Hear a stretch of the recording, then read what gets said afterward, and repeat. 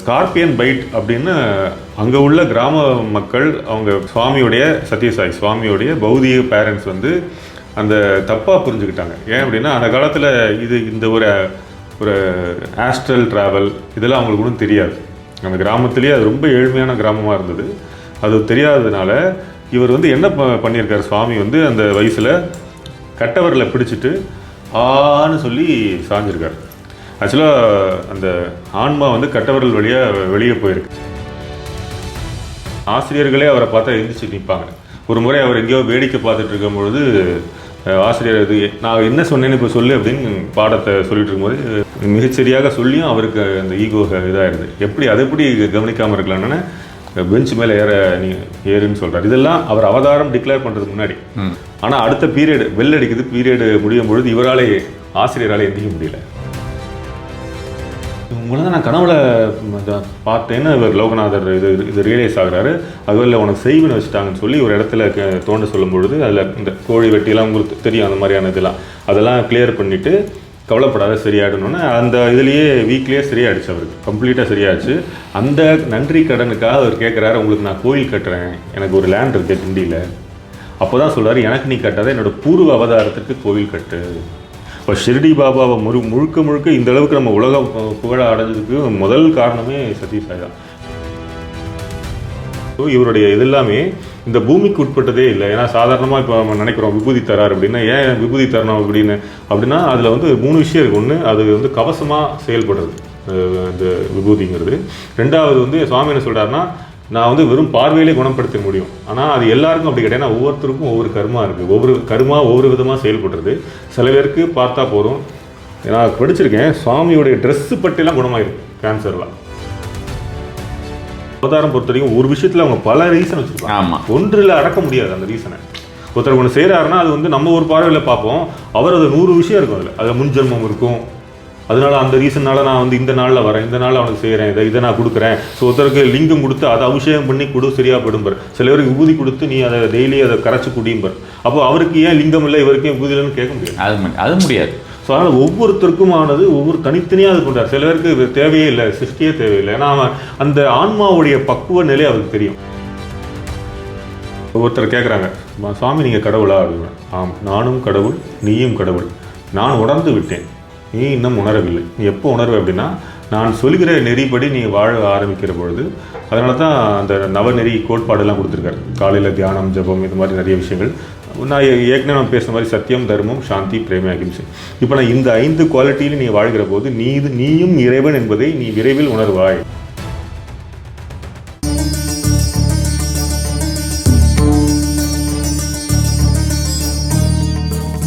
நமசிவாய். நமசிவாய் சாய்ராம். நம்ம போன தடவையே பேசணும். போன தடவை இந்த வீடியோ நம்ம சாய்பாபாவை பற்றி பேசியிருந்தோம், சத்யசாயை பற்றி பேசியிருந்தோம். அதே மாதிரி வந்து நம்ம சக்கரை அம்மாவை பற்றியுமே பேசியிருந்தோம். நிறைய பேர் வந்து நல்ல ஒரு ரெஸ்பான்ஸ் இருந்தது. உங்களோட சர்க்கிள் எப்படி இருந்தது? எனக்கு வந்து கால் பண்ணி அமெரிக்காலேருந்து கால் பண்ணி பேசினாங்க. இந்த மாதிரி ரொம்ப உங்களுடைய பேச்சு உணர்வு பூர்வமாக இருந்தது, அதில் ஏதோ ஒரு உண்மை இருக்குன்னு உணர முடிஞ்சது அப்படி சொல்லி அவங்க சர்க்கரை அம்மாவுடைய அவங்களுடைய யங்கர் டேஸில் சர்க்கரை அம்மாவுடைய அந்த தேவிகாபுரம் அங்கே நாங்கள் இருந்தோம், வசித்தோம், இதெல்லாம் ஷேர் பண்ணாங்க. சரி சரி, ரொம்ப நல்லா இருந்தது. அவர் பேர் கணேஷ்னு பேர், அவரும் பண்ணார். நிறைய ரெஸ்பான்ஸ். இன்டர்நேஷ்னல் டிவோட்டிஸ் நிறைய பேர் பார்க்குறாங்க. பரிகார ஸ்தலம் பொறுத்த வரைக்கும் நிறைய பேர் பார்த்துருக்காங்க. இப்போ வந்து இன்றைக்கி நம்ம சாய்பாபாவை பற்றி முழுமையாக பேசலாம். சத்யசாய்பாபாவை பற்றி மெயினாக வந்து இந்த சத்யசாய்பாபா அப்படின்ற விஷயத்தை பொறுத்த வரைக்கும் என்னுடைய ஒரு நம்பிக்கைகள் அப்படின்றதெல்லாம் ரொம்ப ஆழமாக இருந்தாலுமே கூட ஒரு ஜென்ரல் பப்ளிக் அப்படின்றது நிறைய கான்ட்ரவர்ஷியல் விஷயங்கள் இருக்குது. அதனால் என்னுடைய கேள்விகளும் ஒரு சில கேள்விகள் எல்லாமே கொஞ்சம் கான்ட்ரவர்ஷியலாக இருக்கிறதுக்கு உண்டான வாய்ப்புகள் இருக்குது. அது வந்து யாரையும் புண்படுத்துவதற்காகவோ அல்லது அவரை வந்து குறைவாக எடை போடுறதுக்காகவோ இல்லை. ஜென்ரல் பப்ளிக்கு அவரை பற்றின ஒரு ரியல் ஃபேஸ் என்னன்றது எல்லாருக்கும் தெரியட்டும் அப்படின்ற மாதிரியான விஷயமாக தான் நம்ம வந்து பார்க்குறோம்னு வச்சுக்கோங்களேன். ஸோ அதனால் நீங்களுமே எதுவும் நம்ம கேட்குறோமே அப்படின்ற மாதிரி எதுவும் நினச்சிக்க வேண்டாம். அவரை பற்றி ஆத்மார்த்தமாக உள்ள தெரிஞ்சாலும் நம்ம வெளியில் நம்ம சில விஷயங்களை வெளிப்படுத்தி தான் ஆக வேண்டும் அப்படிங்கிறதுனால பப்ளிக்கு சில டவுட் கிளியர் பண்ணுறதுக்காக கண்டிப்பாக. இப்போ அவரை பொறுத்த வரைக்கும் பார்த்தீங்கன்னா 1940 ஏதோ ஒரு ஸ்கார்பியன் பைட் வந்ததுக்கப்புறம் அவர் அப்படியே டிரான்ஸ்ஃபர்மேஷன் ஆச்சு அப்படின்ற மாதிரியான விஷயமா நான் கேள்விப்பட்டிருக்கேன்.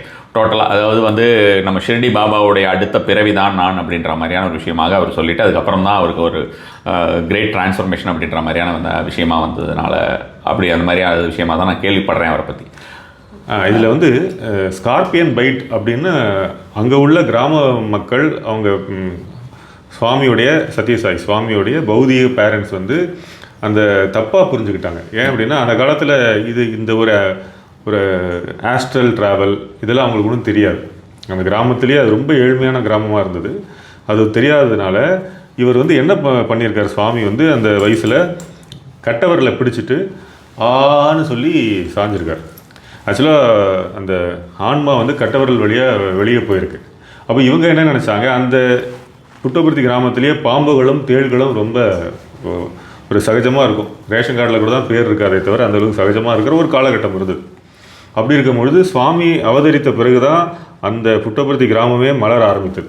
இந்த நேரத்தில் இவர் காலை பிடிச்சி விழுந்ததுனால எல்லாரும் நினச்சிட்டாங்க, ஓ வந்து தேள் கடிச்சது தான் இவர் இதாகிட்டாரு. ஆனால் அந்த தன்னுடைய ஆன்மாவை உடம்பு விட்டு பிரித்து அந்த இது பண்ணார். அப்போ இந்த ஆஸ்ட்ரல் டிராவல் மாதிரி அவர் அப்போவே ட்ரை பண்ணியிருந்தார். அப்போவே அவருக்கு நிகழ்ந்தது அப்போவே நிகழ்ந்திருக்கு. Okay okay.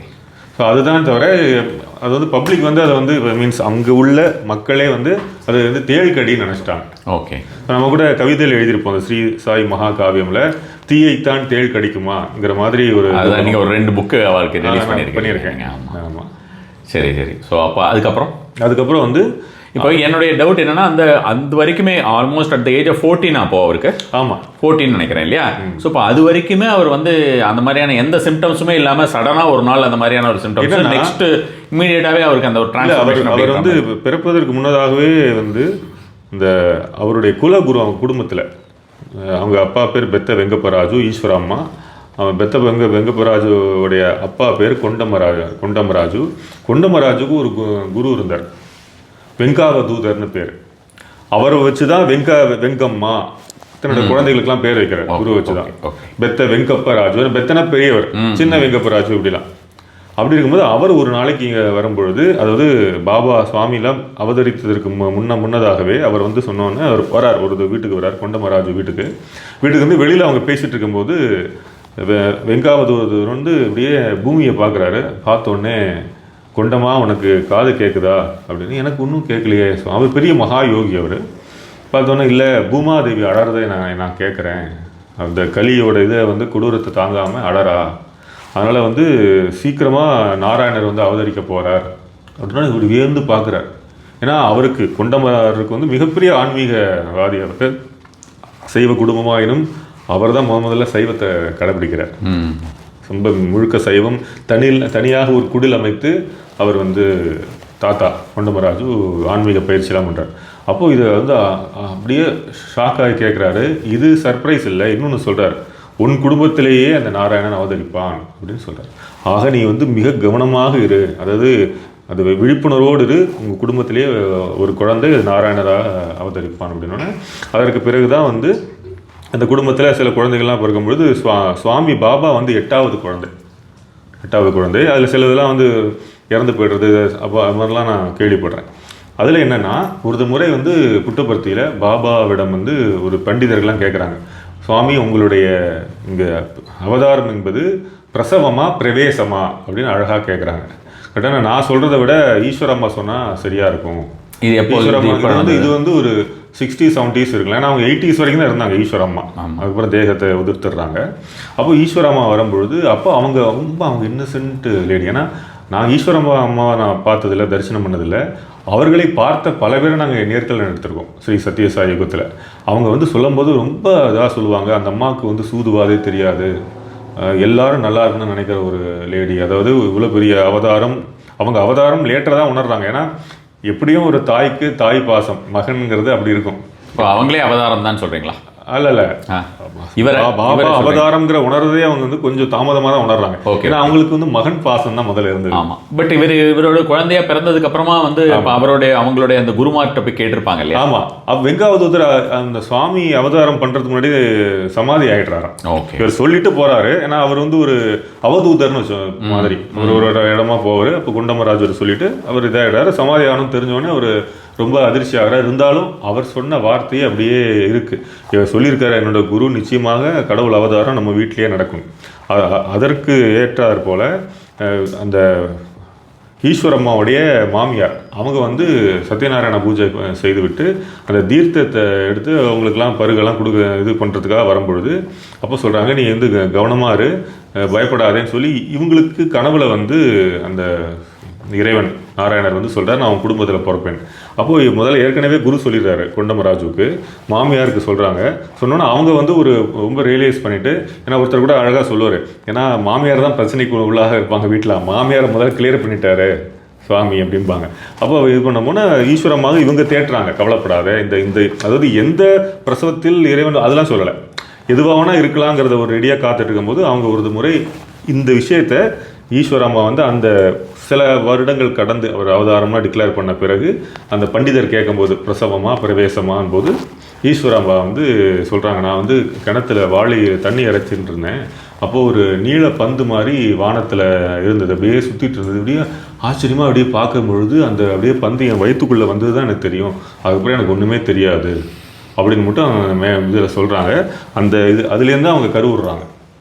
அப்போ சரியாக அந்த சத்யநாராயணாவுடைய அந்த தீர்த்தமும் அவங்களுக்கு வருது அந்த டைம், அந்த பிரசவம் காலத்துக்குள்ள அந்த எடுக்கும்பொழுது அந்த குழந்தை பிறக்கிறதுக்கு எதும்போது அந்த தீர்த்தத்தை வந்து சாப்பிட்டு திருவாதிரை அன்று அவரை அவதரிக்கிறார். இன்று திருவாதிரை.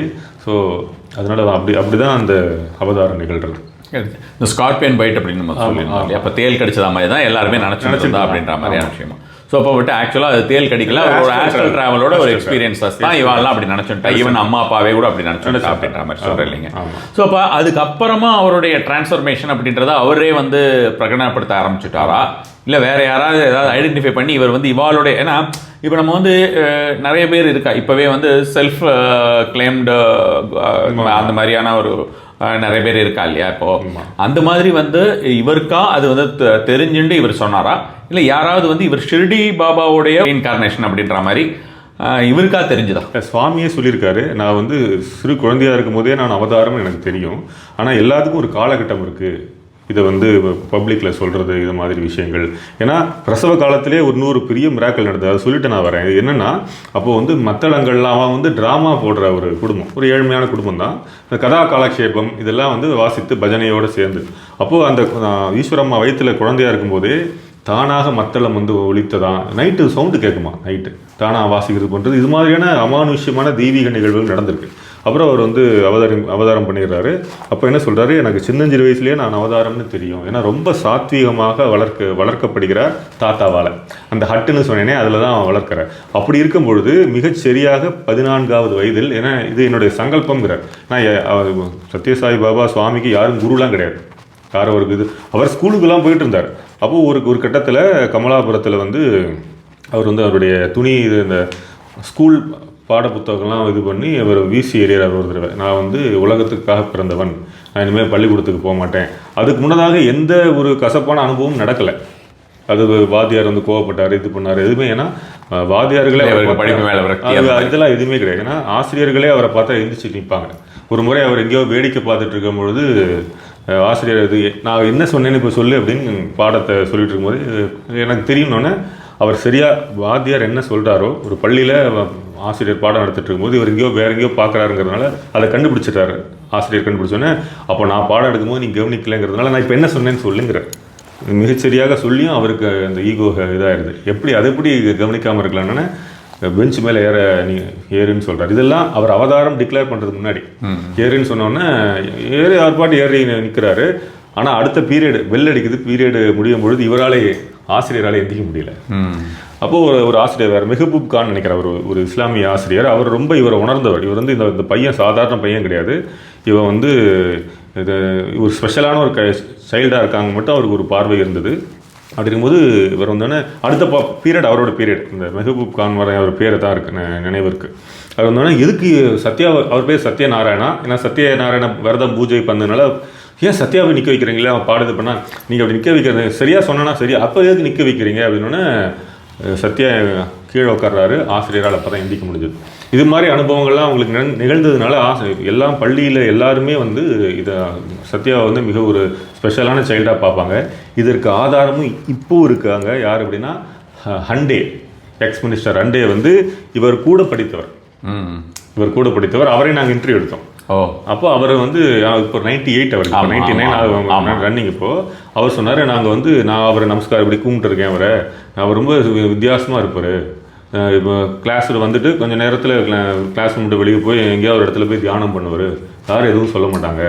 இதெல்லாம் அந்த விஷயத்துக்கு இதெல்லாம் வந்து ஆமாம், அந்த டிக்ளரேஷன் முன்னாடி அதுக்கு பிறகு அவர் ஹண்டே சொல்கிறேன்னா அந்த ப்ரூஃப் இருக்கார். கரெக்ட். அதனால் இப்போ ஹண்டே வந்து ரொம்ப இதாக சொல்லிவிட்டு அதுக்கு சொன்னார், நாங்கள் அப்புறம் என்னுடைய அப்பாவுக்கு வேலை மாற்றம் ஆனதுனால நான் வந்து அந்த ஸ்கூலை விட்டு வெளியே போக வேண்டியது இருந்தது. பிறகு நான் கேள்விப்பட்டேன், நாங்கள் எங்கள் கூட படித்த சத்யா தான் இப்போ சத்யசாய் பாபாவா. பட் அதுக்கப்புறம் அவர் வந்து இங்கே சென்னையில் வந்து சுவாமி வந்திருக்கும் போது அந்த சேவா, அப்போ வந்து அவர் மினிஸ்டர் ஆகிட்டார் எம்ஜிஆர்கிட்ட. அப்போ ஒரு இரத்த தான முகாமோ இதுவோ, அப்போ வந்து நான் வந்து அவர் என்னுடைய ஒரே பேட்ச் அவரை தரிசனம் பண்ணணும்னு கேட்டிருக்காரு. ஆகட்டும் அப்படி சொல்லி கூட்டியிருப்போம். அப்போ சொல்கிறாரு, இந்த சில ஆசிரியர் பேருக்கெல்லாம் சொல்கிறாராம் பாப்பா, அவருக்கு தெரியாது இல்லை, அது சொல்லி எனக்கு நல்லா தெரியும் சொல்லி ஹக் பண்ணிவிட்டு அதெல்லாம் ரொம்ப மெய்சிலுத்து சொன்னார். ஓகே. ஸோ இப்போ இதனால் வந்து அவர் வந்து யாரும் தனியாக நீ தான் ஷிரடி பாபா அப்படின்னு அவர் சொல்லலை. அவர் சின்னஞ்சிறு வயதிலேருந்தே அவர் அந்த உணர்வு இருந்தது. அதை மிகச் சரியான காலகட்டம் வரை நான் காத்திருந்தேன் அப்படிங்கிறார். ஏன்னா அம்மா வந்து சாப்பிடுன்னு சொல்லும்போது நான் சாப்பிடலாம், நான் சாப்பிட்டுட்டேன் அப்படிங்கிறார். சாப்பிட்டுட்டியா அப்படின்னா ஆமாம் பாருன்னொன்னே கையை அப்படிலாம் துவைக்கும் போது அது நெய் வாசனைலாம் அடிக்குமா. யார் கொடுத்தானே ஒரு தாத்தா கொடுத்தார், ஷிரடி பாபாங்கிறதோ தாத்தா கொடுத்தார் அப்படிலாம் அவர் சொல்லுவாராம். அப்படிங்கும்போது அதனால் அவர் தனக்கு முழுமையாக ஆழமான இது இருந்து தான் அவதாரங்கிற உணர்வு இருந்தது. வெளிப்படுத்தினது அந்த வயசில் வெளிப்படுத்தினேங்கிறார். அந்த பர்டிகுலர் இன்சிடென்ட் நடந்ததுக்கு அப்புறமா இம்மிடியேட்டாக என்ன ஆச்சு? ஆக்சுவலாக இம்மிடியேட்டாகவே அவர் வந்து தேள் கடிச்சு சொல்றீங்களா, தேள் கடித்த பிறகு ரொம்ப வித்தியாசமாக அவர் நடந்து கொண்டார் அப்படின்னு பதிவு இருக்கு. அவர் வந்து உபனிஷதங்கள், இந்த புராணங்கள் இதெல்லாம் வந்து இது பண்ணுறது, எங்கே எது நடந்தாலும் அவருக்கு வந்து தெரிஞ்சிருக்கு. ஒரு 10 தெருவுக்கு தாண்டி ஒரு பண்டிதர் வந்து ஒரு ஸ்லோகத்தை தவறாக சொல்கிறார், அவரை அழைத்து வா அப்படிலாம் சொல்கிறாரு. அப்போ அங்கே போகும்போது நான் ஒன்றும் சொல்லலையா, இல்லை நீ இந்த இடத்துல இதெல்லாம் சொன்னேன் அப்படின்னு சொல்லும்போது இவர் ஷாக் ஆகிறார். நான் ஒரு வீட்டில் தனி அறையில் சொன்னது இவருக்கு எப்படி தெரியும்? இதெல்லாம் இதுக்கு பிறகு தான் நடந்தது. தேள்கடி இல்லை ஆக்சுவலாக அப்படி தான் சொல்கிறாங்க. அப்படி இல்லை, ஏன்னா அது எல்லாருக்கும் தேள் கடிச்சா ஆயிடணுமே. அப்போது இது வந்து ஜாஸ்டலாக அதுக்கு பிற்பாடு சுவாமி பாபாவே சொல்லியிருக்காரு, அது நான் அந்த ஆன்மா வெளியே வந்து இதை நான் போனேன் சஞ்சாரம் பண்ணேன். ஏன்னா ஷிரடி பாபாவும் பண்ணியிருக்காரு. ஆமாம், அது ஒரு 3 நாட்கள் இருந்து அதெல்லாம் உங்களுக்கு தெரியும். ஸோ அது மாதிரி தான் சத்யசாய் பாபாவும் செய்தது. அதற்கு பிறகு தான் நிறைய பேர் வித்தியாசமாக அமானுஷமாக உணர்ந்தாங்க. அதற்கு பிறகு அவர் வந்து நான் தான் சாய்பாபான்னு சொல்லும் போது கூட அவங்களுக்கு அது எந்த ஏஜில் அவர் டிக்ளேர் 14th அவரோட 1940 அவர் வந்து டிக்ளேர் பண்ணுறாரு. அந்த நேரத்தில் வந்து உண்மையிலேயே பாபாவை யாருக்குமே தெரியாது, சாய் பாபாங்க யாருக்குமே தெரியாது. ஷிரடி கிராமம் தெரியும். ஷிரடி கிராமத்துக்கு சுற்றி இருக்கிற சில கிராமங்களுக்கு தான் தெரியும். அவர் எல்லா இடத்துலையும் போனதில்லை. கனவுல போயிருக்கலாம், ஆஸ்ட்ரல் ட்ராவல் பண்ணியிருக்கலாம், ஒளி உடம்பாக போயிருக்கலாம் பாபா நான் அந்த டைமில். அதனால இவர் என்ன பாபாங்கிற ஒரு இஸ்லாமிய ஆவி தான் பிடிச்சிருச்சோ மகனை அப்படின்னு அவங்களும் நினைக்கிறாங்க, சுற்றி இருக்கிறவங்க நினைக்கிறாங்க. அப்போ என்ன பண்ணலான்னா அப்போல்லாம் ஆவி போக்குறதுக்கு வந்து மந்திரவாதியை கூட்டிகிட்டு போய் அவன் வந்து தலையில் மொட்டை அடித்து என்னெல்லாமோ சித்திரவதை செய்திருக்கான். அந்த அம்மா ஈஸ்வரா மோளை தாங்க அந்த மாதிரி பண்ணியிருக்கா. ஆமாம் பண்ணியிருக்கா. அப்படியே இயேசு சிலுவை அடைச்ச மாதிரி ஒரு வேதனை. ஆனால் அவர் முகம் மலர்ந்தே இருந்துதான். இப்படி இருக்கும்பொழுது அதை தாங்காமல் அம்மாவும் அவங்க இதில் வேண்டாம், எப்படியாவது குழந்தை இது பண்ணிடுங்க, அப்படியே இருந்தாலும் இருக்கட்டும் அப்படி சொல்லும் பொழுது கண்ணெலாம் செவந்து போயிடுச்சான். மிளகாவை எல்லாம் கரைச்செல்லாம் ஊற்றுறான் அந்த மந்திரவாதி. அப்போ பாபா சொன்னார், அந்த ஒரு மூலிகை இருக்குது பாரு, மூலிகையாக ஆமாம் அங்கே ஒரு மூலிகை இருக்குது, அதை எடுத்து எனக்கு கண்ணெல்லாம் விடுங்க சரியாயிடும். ஸோ அதனால் வந்து அந்த ட்ரீட்மெண்ட்லாம் செய்தும் கூட அதுக்கு கொஞ்சம் கொஞ்சமாக தான் அவங்க வந்து புரிய ஆரம்பிக்கிறாங்க, அக்செப்ட் பண்ணிக்கிறாங்க. இல்லாட்டி அவங்களுக்கு இதெல்லாம் புதுசாக இருந்தது. சாய்பாபாங்கிறதே புதுசு. அப்போ மதராஸ் மாகாணத்துக்கே ரொம்ப புதுசாக இருந்தனால அதுக்கு பிறகு தான் அவருக்கு எல்லாரும் ரியலைஸ் பண்ண ஆரம்பித்தான். ஸோ இப்போ அதிலிருந்து வந்து பார்த்தோம்னா இப்போ இருக்கிற அளவுக்கு அந்த டைமில் இருந்திருக்காது அப்படின்ற மாதிரி இருந்தாலுமே ஒரு ரைஸ் இருந்திருக்கும் இல்லையா அவருக்கு. அது எந்த பீரியட்ல இப்போ வந்து எல்லாரும் வந்து அக்செப்ட் பண்ண ஆரம்பிச்சு, பொதுமக்கள்லாம் அக்செப்ட் பண்ண ஆரம்பிச்சு, அவரை வந்து ஒரு கடவுளா பார்க்கக்கூடிய ஒரு தருணமாக எல்லாருக்கும் மக்களுக்கு வந்தது அப்படின்ற அந்த ரைஸ் எந்த ஏஜ்ல இருக்கு? நம்ம 1940 டிக்ளேர் ஆனதுக்கு அப்புறம் அப்பெல்லாம் மீடியா கிடையாது. நீங்க சொன்ன மாதிரி அப்போது அவர் முதல்ல இங்கே தரிசனம் கொடுத்ததே மெட்ராஸ் தானா. இப்போ முதல் கோவிலே வந்து இங்கே கிண்டியில். அதில் சில பக்தர்கள்லாம் கொஞ்சம் கொஞ்சமாக வராங்க. கிண்டியில் வந்து ஷிரடி பாபா கோவில் இருக்குங்க, நம்ம பெட்ரோல் பங்க்கு பக்கத்துலேயே, மடுவங்கரையில் பிளாக் கலரில். கிண்டியில் வந்து நம்ம ரயில்வே ஸ்டேஷன் இருக்குது, அதான் சொல்கிறேன். கிண்டி ரயில்வே ஸ்டேஷன் பக்கத்தில் தொடர்ந்து மடுவங்கரை ரோடுன்னு சொல்லுவோம் ஆக்சுவலி. ஓகே, அது வந்து நம்ம இந்த சத்யநாத சித்தர் இருக்கார் இல்லையா, அது பக்கத்துலேயே ஒரு கோவில் இருக்கு. ஆமாம், கருப்பு கலரில் கருப்பு மார்பிளில் இருப்பார் பாபா. அவரா? அவர் தான்.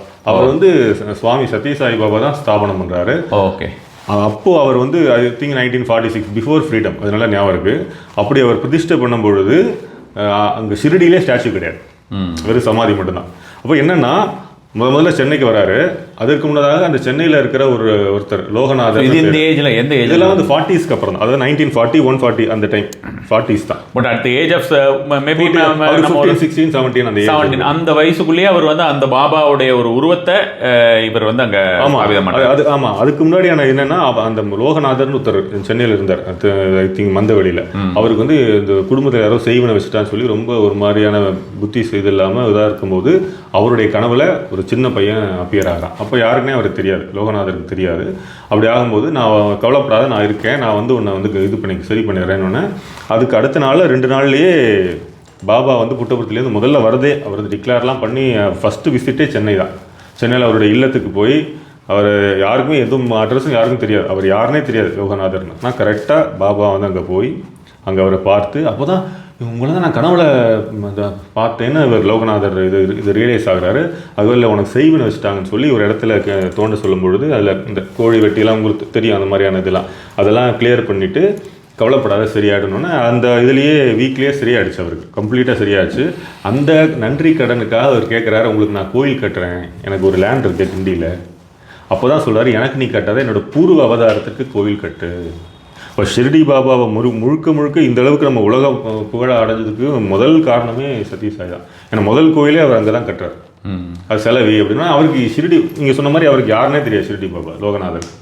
அப்போ வந்து ஒரு ஃபோட்டோ சிருஷ்டி பண்ணி கொடுத்து மாதிரி இதுதான் ஷிரடி பாபா, இதை செய்ய சொல்லணும்னா அதே மாதிரி ஸ்தபதியும் ஒருத்தர் இருந்தார், அவர்கிட்ட போய் கனவுல சொல்லி இது பண்ணி அவர் கொண்டு வந்து அப்படி தான் கிண்டியில் வந்து முதல்ல பிரதிஷ்டை பண்ணுறார். Okay okay. ஸோ அதனால் அந்த நீங்கள் சொன்ன மாதிரி இந்த பப்ளிக் ரேஸுங்கிறது ரொம்ப ஹைப்பாக நான் வந்து இப்போ படித்ததில் புரிஞ்சினதில் 60s 70s 80s 60ஸ்லேருந்தே உங்களுக்கு இது ஒரு இதாக இருந்துச்சு, க்ரோத் இருந்தது. 70s 80sலாம் ரொம்ப பீக்கில். 1960ஸ்னா maybe at the age of 34-35 அந்த மாதிரி. ஆமாம், ரொம்ப பீக்கில் வர ஆரம்பிச்சு. ஸோ இன்னொரு முக்கியமான விஷயம் அவரை பற்றி கேட்க வேண்டிய ஒரு விஷயம் என்னென்னா, அவர் வந்து எப்போவுமே அடிக்கடி அவர் இதை சொல்லியிருக்கிறதா நான் கேள்விப்பட்டிருக்கேன்னு வச்சுக்கோங்களேன். நான் வந்து 96 இயர்ஸ் வரைக்கும் இருப்பேன் அப்படின்ற மாதிரியான விஷயம், 96 வயசு வரைக்கும் என்னுடைய ஆயுட்காலம் அப்படின்ற மாதிரியான விஷயமாக சொல்லி பிரகடனப்படுத்தியிருக்கார். பட் ஆனால் பாஸ்ட் அவே அட் 84 நினைக்கிறேன், 86 ஒரு 10 இயர்ஸ் பிஃபோர் அவர் போயிட்டார். ஸோ அது என்ன, அதுக்கு உண்டான ரீசன் வந்து அதாவது ஒரு அவதாரம் அப்படிங்கிற விஷயத்தை நம்ம வந்து ஏற்றுக்கொள்கிறோம் கண்டிப்பான முறையில். அப்போ அவதாரம் அப்படின்ற மாதிரியான விஷயத்தை ஏற்றுக்கொள்ளும்பொழுது ராமாவதாரம் இருந்திருக்கு, கிருஷ்ணாவதாரம் இருந்திருக்கு, ராமருடைய ஒரு விஷயம் சரையு நதிக்கரையில் அவர் போனார் அப்படின்ற மாதிரியான விஷயங்கள், அதுவே இருவேறு கருத்துக்கள் இருக்கின்றன. இன்னொன்று வந்து பார்த்தோன்னா கிருஷ்ணர் வந்து அவர் எப்படி வேடவன் மூலமாக இது பண்ணாருங்கிறது நமக்கு தெரிஞ்ச விஷயம்தான். ஸோ அப்போ மனிதர் ரூபமாக இருந்தால் கண்டிப்பாக எல்லாருக்கும் முடிவு உண்டு அப்படிங்கிறத நம்ம எல்லாருமே அக்செப்ட் பண்ணிக்க தான் வேணும் கண்டிப்பாக. அட் த சேம் டைம் இப்போ அவர் வந்து நிறைய ப்ராப்பர்ட்டிஸ் அவரோட இருந்திருக்கு, இந்த மாதிரி நிறைய விஷயங்கள் சொல்லியிருக்கார். அவரை நம்பி கோடானு கோடி மக்கள் இருந்திருக்காங்க இந்தியாவில் ஃபாரினில் எல்லா இடத்துலையுமே. ஸோ அந்த மாதிரி இருக்கும்பொழுது இந்த ஒரு அவருடைய பற்றின ஒரு விஷயமே அவருக்கு வந்து சரி வராமல் போயிடுதா இல்லை என்ன நினைக்கிறது? இது எப்படின்னா, இந்த அவதாரம் அப்படின்னு இப்போ இறை சக்தியே அவதாரம் எடுத்து வருவது மகான்கள் ரெண்டுல என்ன வித்தியாசம் அப்படின்னா, மகான்கள் இறைநிலை அடைந்து இறைவனை ஆயிடுறாங்க, இறை சக்தி ஆயிடுறாங்க. ஆனால் அதுக்கு அட்டைன் பண்ணுறதுக்கு சில விஷயங்கள் அவங்க செய்கிறாங்க, தியானம் இது, அதுவும் ஒரு ஜென்மத்தில் இல்லை, சில ஜென்மங்களாக செய்து வந்து ஒரு ஜென்மத்தில் அது இதாகுது. ஆனால் அவதாரங்கிறது இறை சக்தி வந்து அப்படியே டைரெக்டாக வருது, அவங்க வந்து இன்னுமே எந்த விதமான இதுவுமே செய்கிறது இல்லை. மீன்ஸ் நான் சொல்கிறது தியானம், ஏன்னா நான் எப்பவுமே சொல்லுவேன், பிற மகான்கள்ங்கிறது என்லைட்டன் சோல், ஆனால் அவதாரங்கிறது என்லைட்மெண்ட்டே அந்த அவதாரம் தான், ராமர், கிருஷ்ணர், சாய் அவதாரம். அப்படி இருக்கும் பொழுது இதில் வந்து ஒரு 3 விதமான பார்வை இருக்குது.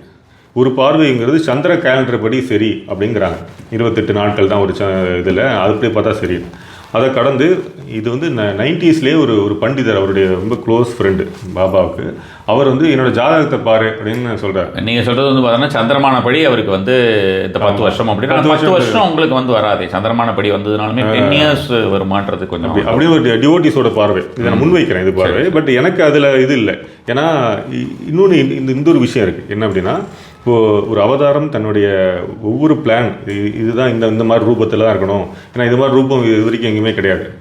ரொம்ப அப்படி ஒரு நாங்கள் கூட ஒரு டாக்குமெண்ட்ரியில் ரொம்ப ரிசர்ச் பண்ணி பண்ணும்பொழுது அது வந்து ஆஃப்ரோ ஹேர் ஸ்டைல். அந்த ஹேர் ஸ்டைலில் வச்சா 10 வருஷம் தான் அப்படி இருக்குமா. ஓகே, நேச்சுரலாகவே. அதுக்கப்புறம் உதிர்ந்து போயிடும், இதாகிடும். ஸோ இப்படி வந்து கடைசி வரைக்கும் இந்த கடைசி கிடையாது அவதாரத்துக்கு. அப்படி இருந்தது. ஒரு முடி கூட நரைக்கவே இல்லை. நான் ரொம்ப டீப்பாலாம் ஃபோட்டோ பார்த்துருக்கேன். மூக்கு உள்ள இருக்கிற முடி கூட கருப்பாக இருந்தது. ஏன்னா அவருக்கு முன்னாடியே நிறச்சிருத்து ஈஸ்வரம்மா வந்து நீ இப்படிலாம் இருந்தால் யாரும் உனக்கு கடவுள்னு ஏற்றுப்பானுங்கிறாங்க. ரொம்ப இன்னசென்ட் லேடி அவங்க. என் பையனுக்கு கல்யாணமே பண்ணலைங்கிற மாதிரியான ஒரு இன்னசென்ட் லேடி அவங்க. அப்போ உடனே உனக்கு என்ன இப்போது இல்லை பங்காரோ, நீ இது பண்ணணும் நான் ஏன்னா சரி அவ்வளோதானே அப்படி சொல்லி ஒரு தலையை அப்படி பண்ணாராம். அன்றிலேருந்து அவருக்கு ஒரு முடி நரைக்கலை. கம்மிங் டு திஸ், அப்படி இருக்கும்பொழுது அந்த பண்டிதர், அவர் பெரிய அஸ்ட்ராலஜர், அவர் பண்டிதர் வந்து பாபா சொல்ல, நீங்கள் ஜாதகம் சுவாமி உங்களுக்காக ஜாதகம் நீ பாரு சும்மானோன்னே ஜாதகம் பார்க்கும்போது உங்களுடைய ஆயுளுங்கிறது 96. ஆனால் 80 இயர்ஸ்லேருந்தே நீங்கள் எப்போ வேணால் இந்த உடம்பை விட்டுட்டு போகிறதுக்கு கூட ஆனால் எல்லாமே இருக்குது, உங்கள் சங்கல்பம் தான் அப்படின்னு சொல்லும்போது ரொம்ப சரியாக சொன்னேன் அப்படின்னு ஒரு பதிவு இருக்குது. நான் கூட அதை பதிவு பண்ண அந்த அஸ்ட்ராலஜர் வந்து சொன்னதுக்கு அப்புறம் தான் அவர் வந்து 96ன்னு பிரகடனப்படுத்தினாரா? இல்லை, அதுக்கு முன்னாடியே அவர் சொல்லியாச்சு. அதுக்கு முன்னாடியே சொல்லியாச்சு. ஏன்னா அந்த 60ஸ்லேயே வந்து அவர் வந்து இந்த சாய அவதாரங்கிறது 3. எல்லாரும் வந்து ஷிரடி பாபா ஒரு யோகி அப்படின்னு நினைக்கல. அவர் வந்து அவதாரம். இவன் பாபா தான் சொன்னது, சத்யசாய் பாபா தான் வெறும் அவதூதரோ இதோ ஷிரடி பாபா இல்லை, அவர் வந்து இறை அவதாரம். அவர் அதை செலிபிரேட்டாக சொல்லியிருக்கார். கவிஞர் சுத்தானந்த பாரதி போன்ற செலிபிரேட்டர். அப்படி இருக்கும் பொழுது அது எல்லாத்தையும் சொன்னாலும் புரியாது. அந்த ஷிரடி கிராமம் ஒரு சின்ன கிராமம், அதில் இஸ்லாமியர்கள் தான் அதிகமாக இருந்தாங்க. அப்போ தான் கடவுள்னு அங்கே இஸ்லாமியர்களை ஏற்றுக்கவே முடியாது, அந்த பக்குவம் இருக்காது. அப்படி இருக்கும்போது பாபா சொல்கிறாரு, சாய் வந்து கலியுகத்தில் கல்கி அவதாரம் 3ஆக பிரிந்திருக்கிறது அப்படின்னு சத்யசாயி 1960ஸ்ல குரு பூர்ணிமா அன்னைக்கு சொல்கிறார். அதற்கு ஒரு 3 நாள் முன்னாடி அவருக்கு பேரலிசிஸ்லாம் வந்த மாதிரி இதாகி எல்லாரும் வந்து தரிசனமே தரல அப்படின்னு 3 நாள் ஒரு வாரம் ஆயிடுச்சு. இல்லை பதறும்போது கடைசியில் அவருடைய தண்ணீர் எடுத்து அவரே தெளித்து சரியாக்கிக்கிறாரு. அப்போது வந்து அவர் சொல்கிறார், அப்போ கடவுளுக்கு பேரலிசிஸ் வருமா இப்படிலாம் கேட்கும்போது அவர் சொல்கிறாரு, ஏன்னா லீலா நாடக சூத்திரதாரி அப்படின்னு இறைவனை நம்ம சொல்லுவோம். அதான் அழகிலா விளையாட்டுடையார் கம்பர் சொல்கிற மாதிரி. அப்போது ஒரு தவிக்க விட்டுட்டு அதை ஒரு சத்தியத்தை சொல்லும் பொழுது அது ரொம்ப ஈஸியாக நம்ம மனசில் பதிகிறது. நமக்கே சில சோதனைகளோ வேதனைகள் வரும்பொழுது அதில் ஒரு பாடம் கற்றுக்குறோம். அந்த பாடம் தான் புக்கில் படிக்கிறத விடவும் ஆழமாக நம்ம வாழ்க்கையில் பதிகிற மாதிரி அந்த அப்ரோச் எப்பவுமே சுவாமி பண்ணுவார், எல்லா டிவோட்டிஸுக்குமே பண்ணுவார். அப்படிங்கும்போது அவர் சொல்கிறார், இது வந்து இந்த சாய் அவதாரம் 3ஆக பிரிந்திருக்கிறது. ஷிரடி வந்து சிவ அம்சம், சத்யசாயிங்கிறது சிவசக்தி அம்சம். அம்சம்னா குணம் அவர் சொல்கிறார். பிரேமசாயின்னு ஒரு அவதாரம் வரும், அது வந்து சக்தியோட அம்சம். அப்போ கேட்குறாங்க, பிரேமசாயிங்கிறது லேடியா? இல்லை, அது ஜென், அது ஆண் தான். இப்படி தான் அது 3ஆக பிரிந்திருக்கிறது. அப்போ பிரேமசாயி வந்து வர வேண்டும் என்பதற்காகவே, ஏன்னா இந்த கலியில் வந்து ரொம்ப கோரதாண்டவம் ஏகப்பட்டது இருந்தது. ஏன்னா சுவாமி வாய்மொழியாக சொல்லியும் பல பேர் அதை நடக்காமலாம் போயிருக்காங்க.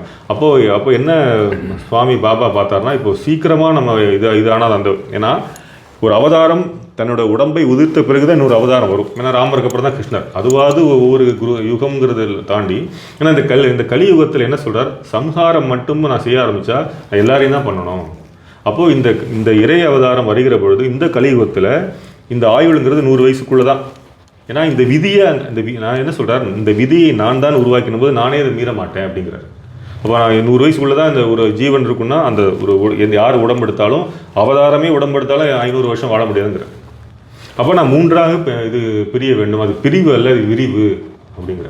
அப்போது வந்து நான் சத்யசாயாக வந்து சிவசக்தியாக வந்தேன். இப்போ பிரேமசாய், அப்போ நீங்கள் சொன்ன 10 இயர்ஸ் முன்னாடியே இதாகணும். ஏன்னா அப்படி போகவில்லை என்றால் பிரேமசாய்க்கான ப்ரிப்பரேஷன் வராது. ஏன்னா இவர் சமாதி அடைந்த அடுத்த 1 வருடம் கடந்து பிரேமசாய் அவதாரம் பண்ணுவார்னு சொல்லியிருக்காரு.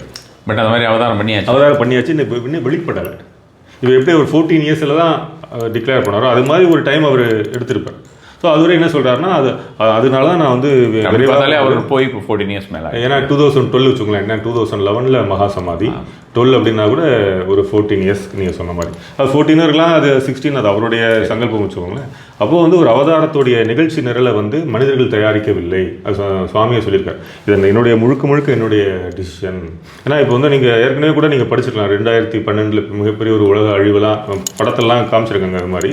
ஸோ ஏன்னா இதில் எக்ஸாக்ட் விடை எப்போ தெரியும் அப்படின்னா, எப்படி ஷிரடி பாபாவோட அம்மாலேருந்து அப்பா பேர்லேருந்து அவர் எப்படி பிறந்தார்லேருந்து எல்லாமே சத்யசாயி தான் சொன்னார். ஷிரடி பாபா சொன்னது கிடையாது. அதே போல இல்லை, ஷிரடி பாபாவை பொறுத்த வரைக்கும் இட் இஸ் அன் அன்னோன் இல்லையா இப்போ?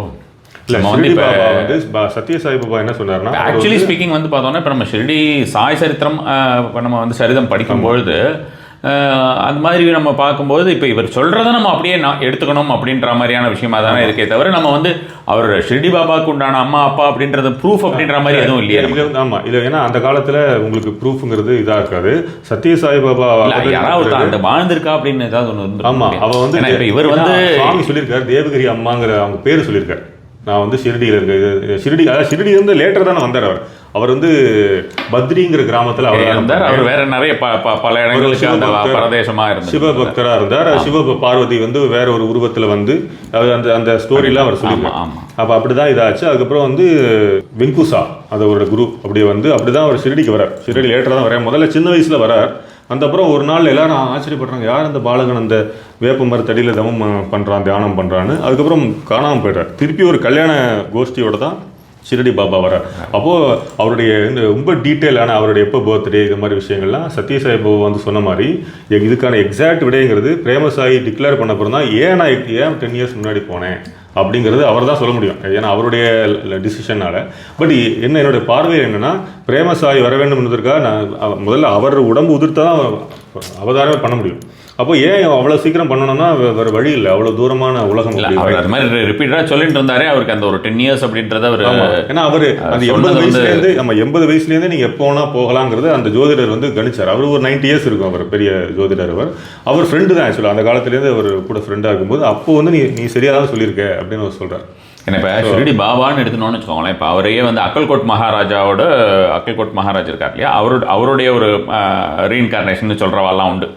பட் அவர் செல்ஃபா வந்து ஷிரடி பாபா வந்து இருந்ததுலேருந்து அவர் போன வரைக்குமே அவர் வந்து அவரை செல்ஃப் அக்ளைம்டா அவர் வந்து இது சொல்லினது கிடையாது. இந்த மாதிரி சுத்தானந்த பாரதி சொல்லியிருக்காருன்னு சுத்தானந்த பாரதி பதிவு பண்ணியிருக்காரு. அவர் சுத்தானந்த பாரதி வந்து நம்ம வந்து லோகமானிய திலகரை கூட்டிட்டு போறார். அவர் உங்களுக்கு தெரியும், அவர் வந்து மிகப்பெரிய ஃப்ரீடம் ஃபைட்டரா சுத்தானந்த பாரதி இருந்திருக்கார். இவரை கூட்டிட்டு போகும்போது ஷிரடி கூட்டிட்டு போறார். ஷிரடி கூட்டிட்டு போகும்போது அவர் வந்து சொல்றார், நீ எதுக்கு சுதந்திரத்துலாம் போராடிட்டு இருக்க, அதெல்லாம் வந்துடும், அதெல்லாம் நான் வந்து அதுக்கெல்லாம் நான் வச்சிருக்கேன், நீ உன் பாதை இது கிடையாது, அதெல்லாம் ஆள் இருக்கு, அதெல்லாம் பண்ணிட்டு இருக்காங்க அப்படி சொல்லி அவர் தான் காவி வஸ்திரத்தை கொடுக்குறாராம். ஸோ சுத்தானந்த பாரதியாருக்கு சன்னியாசி இனிஷியேட் பண்ணதே ஷிரடி பாபா தான். அதுலேருந்து அவருடைய பாதை முழுக்க அதனால தான் சாய் சமாஜம் வச்சுருந்தார். அப்போ அவர் வந்து ஒரு காலகட்டத்தில் சத்யசாயை வந்து தரிசனம் பண்ணுறார். அப்போ தான் அவர் ரியலைஸ் பண்ணுறார், நம்ம பார்த்து வாழ்ந்த ஷிரடி பாபா தான் சத்யசாய் பாபான்னு இதை அவர் உணர்ந்து அனுபவித்து அதுக்கப்புறம் அவர் பேசுகிறார். அதை பேசி கேட்கக்கூடிய சரோஜினின்னு ஒரு அம்மா இருக்காங்க, 80. அவங்களே நாங்கள் இன்டர்வியூ எடுக்கும்போது அவங்க சொன்னாங்க, நான் கேட்டிருக்கேன் சுதானந்த பாரதி. நாங்களே அவரை தேடி அந்த ஒரு சமாஜம் மாதிரி இருந்ததாங்க, ஐ திங்க் அயனாபுரமும் அந்த சைடில், அதை நான் தேடி நான் வந்து போய் பார்த்துருக்கேன் அப்படின்னு சொன்னார். அக்கல்கோட் மகராஜ் வந்து எப்படின்னா, அக்கல்கோட் மகராஜ் தத்தாவதாரம் உங்களுக்கு தெரியும். இப்போ அக்கல்கோட் மகராஜ் அவர் கொஞ்சம் சீனியர் தான். அப்படி பார்த்தா அந்த காலகட்டத்திலே ஷிரடி பாபாவும் இருக்கார். ஸோ இது இவங்கெல்லாம் வேற ஒரு ஃபினாமினன் தத்தா அவதாரங்கிறது. அக்கல்கோட் மகராஜ் வந்து சமாதி ஆகிற டைமில் வந்து நான் அழறாங்க பக்தர்கள், எதுக்கு அழறீங்க, நான் தான் ஷிரடியில் இருக்கேனே, போய் தரிசனம் பண்ணுங்கன்னு அப்படிதான் அவர் வந்து வழி மாற்றி. அது மாதிரி டிவோட்டிஸ் சொல்ல கேள்வி இவராக சொன்னது கிடையாது. அக்கல்கோட் மகாராஜ் தான் வந்து சமஸ்த சத்குரு சாய்நாத் அவருடைய சாண்டல் தான் அங்கே ஷிரடியில் வச்சிருக்காங்க. அவர் தான் சொல்றாரு, நான் அங்கே தான் இருக்க, போய் பாருங்க. ஸோ அப்படி தான் அவர் வழிகாட்டுறார். ஏன்னா இப்போ அவதாரங்கள்லாம் ஒன்றுக்குன்னு ரொம்ப லிங்க் உடையவங்க தான், மகான்களே அப்படி லிங்க் உடையவங்க தான், அதனால் யாரும் அந்நியமாகவே கிடையாது. ஸோ அப்படி இருக்கும்பொழுது அப்படி தான் வந்து இது தொடர்ந்து வந்திருக்கு. ஸோ இந்த 10 இயர்ஸ்க்குங்கிறது வந்து அது அவருக்கு நிறைய ப்ரிப்பரேஷனுக்கான இது இருக்கலாம். தன்னுடைய மாணவர்களை தயாரிப்பதற்காக அந்த காலகட்டத்தில் எடுத்திருக்கலாம். இது வந்து இதெல்லாம் என்னுடைய பார்வையை தவிர அவர் இன்னும் எக்ஸாக்டா வந்து இதுக்காகனா அவரே திருப்பி டிக்ளேர் பண்ணும்பொழுது அவர் தெரியும். நிச்சயமா சொல்லுவார். ஓகே, இப்போ அவருக்கு வந்து பார்த்தோம்னாக்கா இப்போ இந்த ஆசிரம் வந்தது இல்லையா, இந்த ஆசிரம் வந்தது வந்து இவரா அமைச்சுட்டதா எப்படி, இது எப்போ வந்தது, எந்த இயர், அவரோட ஏஜ் அப்படின்ற மாதிரி அந்த டைம்லயே வந்து சுவாமி 2 பேர் வளர்த்தாங்க. ஒன்று அம்மா ஈஸ்வரம்மா, பக்கத்தில் சுப்பம்மான் இருந்தாங்க, ஒரு யசோதை மாதிரி வச்சுக்கோங்களேன். அவங்க ஒரு பிராமண குடும்ப லேடி, அவங்களுக்கு குழந்தை கிடையாது. இப்போ கர்ணம்னு அவங்களுடைய ஹஸ்பண்ட் அந்த இதுலேயே ரொம்ப அதிகாரி, கிராம அதிகாரி. அவங்க இல்லை, அந்த அம்மா ரொம்ப உருகி இவர் வந்து தன்னுடைய மகனாகவே பக்கத்து வீடே அப்படியே. ஏன்னா இப்போ சுவாமி பாபாவோட வீடு தான் சிவன் கோயிலாக இருக்குது. இப்போ பக்கத்துலேயே இப்போ அந்த வீடு கர்ணம் சுப்பம்மா வீடு இல்லை, அது விடிச்சிட்டாங்க. அந்த வேணா இருக்க கோயிலில் இவர் இருந்திருக்கார். அதாவது இல்லை, அவர் வீடு இப்போ லேட்டரா அந்த கோயிலை வந்து வீடை வந்து கோயிலா மாத்திட்டாங்க. Okay okay. அவர் வந்து அந்த அவர் பிறந்தது அந்த வீட்டுல. ஓ சரி சரி, அவர் வீட்டில் தான் இருந்திருக்கார், அது இப்போ கோயிலா மாறி சிவன் கோயிலா மாறிடுச்சு. ஓகே. பக்கத்துலயே சுப்பம்மாவுடைய வீடு இருந்தது. அவங்க தான் ஒரு இடம் கொடுத்து அங்க வந்து பாத மந்திரம் சொல்லுவாங்க. அங்கே தான் வந்து பஜனை எல்லாமே நடக்கும். அப்புறம் ஒரு hardly couples dozen of devotees 10 பேர் 12 பேர் இப்படி தான் வருவாங்க. அப்போது நிறைய படங்கள்லாம் வச்சு இது பண்ணி எல்லாத்தையும் அலங்காரம் பண்ணி இது பண்ணுவாங்க. அவரே வந்து ஏன்னா அவருக்கு எல்லாமே தெரியும், பக்தர்கள் வரும்போதே அவர் வந்துடுவார். சித்ராவதி ரிவரை தாண்டி வருவார், இல்லை தெரியும் சித்ராவதி ரிவர் கரையில் இருப்பார், கை காட்டிகிட்டு இருப்பார். இது நிறைய பேர் வந்து இப்போ இருக்காங்க. அவங்களுடைய ஃபேமிலி இருக்குது, அவங்களுடைய குழந்தைகள்லாம் இருக்காங்க. அவங்க இன்டர்வியூ எடுக்கும்போது அவங்க சொல்லும்போது என்ன சொல்கிறாங்க, வந்து எங்கள் அப்பா அம்மாலாம் வரும்போது யாரோ கை காட்டினாங்க, நாங்கள் நினச்சோம் அது பாபாவோடைய சிஷ்யராக நினச்சோம், பார்த்தா இவர் தான் பாபான்னு எங்களுக்கு தெரியாது. ஆனால் அவ்வளவு தூரம் அந்த ஒரு அது கிருஷ்ணர் தான், அப்படி ஒரு காந்த சக்தி இருந்துதான் முகத்தில், இதில் சிரிப்பில், புகைப்படத்தில் பார்க்கலாம். பட் அவங்க நேர்லேயே பார்த்து அனுபவிச்சதுனால, நேரில் பார்க்குறவா எல்லாருமே வந்து அவர் பார்த்தாலே பயங்கிடுவா அப்படின்ற மாதிரி அந்த அளவுக்கு சொல்லக்கூடிய அது வசித்துவம் சொல்லுவோம் அஷ்டமா சித்தியில. அது நேச்சுரலா இருக்கக்கூடியதான், அனைவரையும் கவரக்கூடியது. அப்படிதான் வந்து அந்த பாத மந்திரம் இருந்தது. பிற்காலத்தில் அது கூட்டம் பத்தலை, ஏன்னா பக்தர்களுக்காக தான் அவர் முழுக்க முழுக்க ஆசிரமம். சிவன் கோயில்ல தான் அவர் வந்து எல்லாரும் பக்தர்கள், சிவன் கோயில் வந்து அவரோட வீடு இப்போ சிவன் கோயில் ஆகிட்டாங்க. அதுக்கப்புறம் அது கொஞ்சம் தொலைவில் ஒரு ஒரு 50 அடி வச்சுக்கோங்களேன், அங்கேருந்து கொஞ்சம் தொலைவில். அது இப்போ வந்து பஜனை மந்திரா இருக்கு. நான் சொல்ற பாத மந்திரம் சொல்லி வீட்டில் அவர் ஒன்று எதுவும் பண்ணல. ஓகே. தனியா அந்த சுப்பமாங்கிறவங்க ஒரு எனக்கு இடம் இருக்கு, நான் நீ உங்களுக்கு தரேன்னு சொல்லி தராங்க. அந்த இடத்துல தான் பாத மந்திரம் கட்டி அங்கே பண்ணிட்டு இருந்தார். இப்போ பூஜைகள் செய்யறது எல்லாமே பண்றது. அப்போ அங்கே வருது சில குறைகள்லாம் தீர்க்கிறது. அந்த காலத்தில் பேய் பிடிச்சதெல்லாம் வருவாங்க அப்போல்லாம். அது வந்து சரி பண்ணுறது இது மாதிரி. அப்புறம் எங்கேயாவது தொலைஞ்சு போனால் அவருக்கு எல்லா இடமும் தெரியும். ஸோ இந்த இடத்துல தொலைஞ்சிருக்கு, போய் கண்டுபிடிலாம் சொல்லுவார். இது வந்து இப்போது அட் ப்ரெசென்ட் வந்து கல்யாண மண்டபமாக இருக்குது. பெத்த வெங்கப்பராஜு கல்யாண மண்டபமாக அந்த பாத மந்திரம் மாறிடுச்சு. அப்போ அந்த இடத்துல அந்த காலத்தில் இன்னமும் கூட்டம் அதிகமாக, அவரோட ஆசிரமம் சேர்ந்தது தான். ஆமாம், அதுவும் சேர்ந்தது தான். அப்போ இந்த கூட்டம் அதிகம். அது ஐ திங்க் அது ட்ரஸ்ட்டாக இல்லை தனியாக இவா சுப்பம்மா ஃபேமிலியே பண்ணுறாங்களா, அது எனக்கு தெரியல, டீட்டெயில் தெரியல. அதுக்கு பிறகு இன்னும் டிவோட்டிஸ் வர கூட்டம் அதிகமாக அந்த இடம் பத்தாது அப்படிங்கிறதுனால பிரசாந்தி நிலையம்ங்கிறது அங்கே பக்கத்தில் உருவாகும். அதுதான் ஒரு பிரசாந்தி நிலையம். அது வந்து ஒரு 1950s வச்சுக்கோங்களேன், 50s to 60s அப்படிதான் அது டெவலப் பண்ணி அரௌண்ட் அவரோட ஒரு பிஃபோர் 30. ஆமாம், அதுலேயே இதாகுது. அந்த கூட்டத்தினால அப்படி கொஞ்சம் வந்து. ஸோ இப்போ இவரோட அந்த வேற 7 சிப்ளிங்ஸுமே வந்து அங்கே அவர் கூடயே இருந்துட்டாளா எப்படி? இல்லை, எல்லாருமே கூட இல்லை. ஓகே. அதில் அவருடைய பிரதர் வந்து அங்கே பக்கத்துலேயே இருந்தார். அவருடைய லாஸ்ட் பிரதர், அதாவது இவருக்கு அப்புறம் ஜானகிராமன் அங்கே இருந்தாங்க. மற்ற எல்லாரும் ஒரு இடத்துல இருந்தாங்க. அம்மா அப்பா அங்கேயே இருந்தாங்க. அப்பா வந்து ஒரு மளிகை கடை மாதிரி வச்சிருந்தார், சின்ன ஒரு பெட்டி கடை மாதிரி. ரொம்ப எளிமையாக தான் இருந்திருக்காங்க அம்மா அப்பாலாம். இது இவருடைய அவதாரங்கிறத வச்சு அவங்க வந்து மிஸ்யூஸ் அதெல்லாம் ஒன்றுமே நடக்கவே இல்லை. அதெல்லாம் படிக்கும் போதே ஆச்சரியமா இருந்தது. தனக்காக எதுவுமே கேட்டுக்கல அவங்க வந்து. இன்ஃபேக்ட் தனக்காக கேட்டுக்கலங்கிறத தாண்டி இந்த கிராமத்துக்கு வந்து தண்ணியை கொடு, அவங்களோட கோரிக்கையெல்லாம் இந்த கிராமத்துக்கு குழந்தைகளுக்கு ஸ்கூல் கொடு, இதெல்லாம் அம்மா சொல்லி தான் அவங்க பண்ணுறாரு பாபா. இல்லை இப்படி ஒரு சொல்லலாம், அவங்களுக்கு அந்த உணர்வை ஏற்படுத்தி சொல்ல வச்சு அம்மா பேச்சை கேட்கணுங்கிறது உலகத்தை. ஏன்னா அவதாரம் வரதே வந்து நம்ம எப்படி வாழணுங்கிறதுக்காக தான் வருதே. ஸோ அவர் எப்படி வாழணுங்கிறத அவர் வாழ்ந்து காண்பித்து நமக்கு போதிக்கிறாருங்கிறதா. அப்படி தான் ஒன்றா வருது. ஸோ இப்போ 7 பேருமே கூட இல்லை.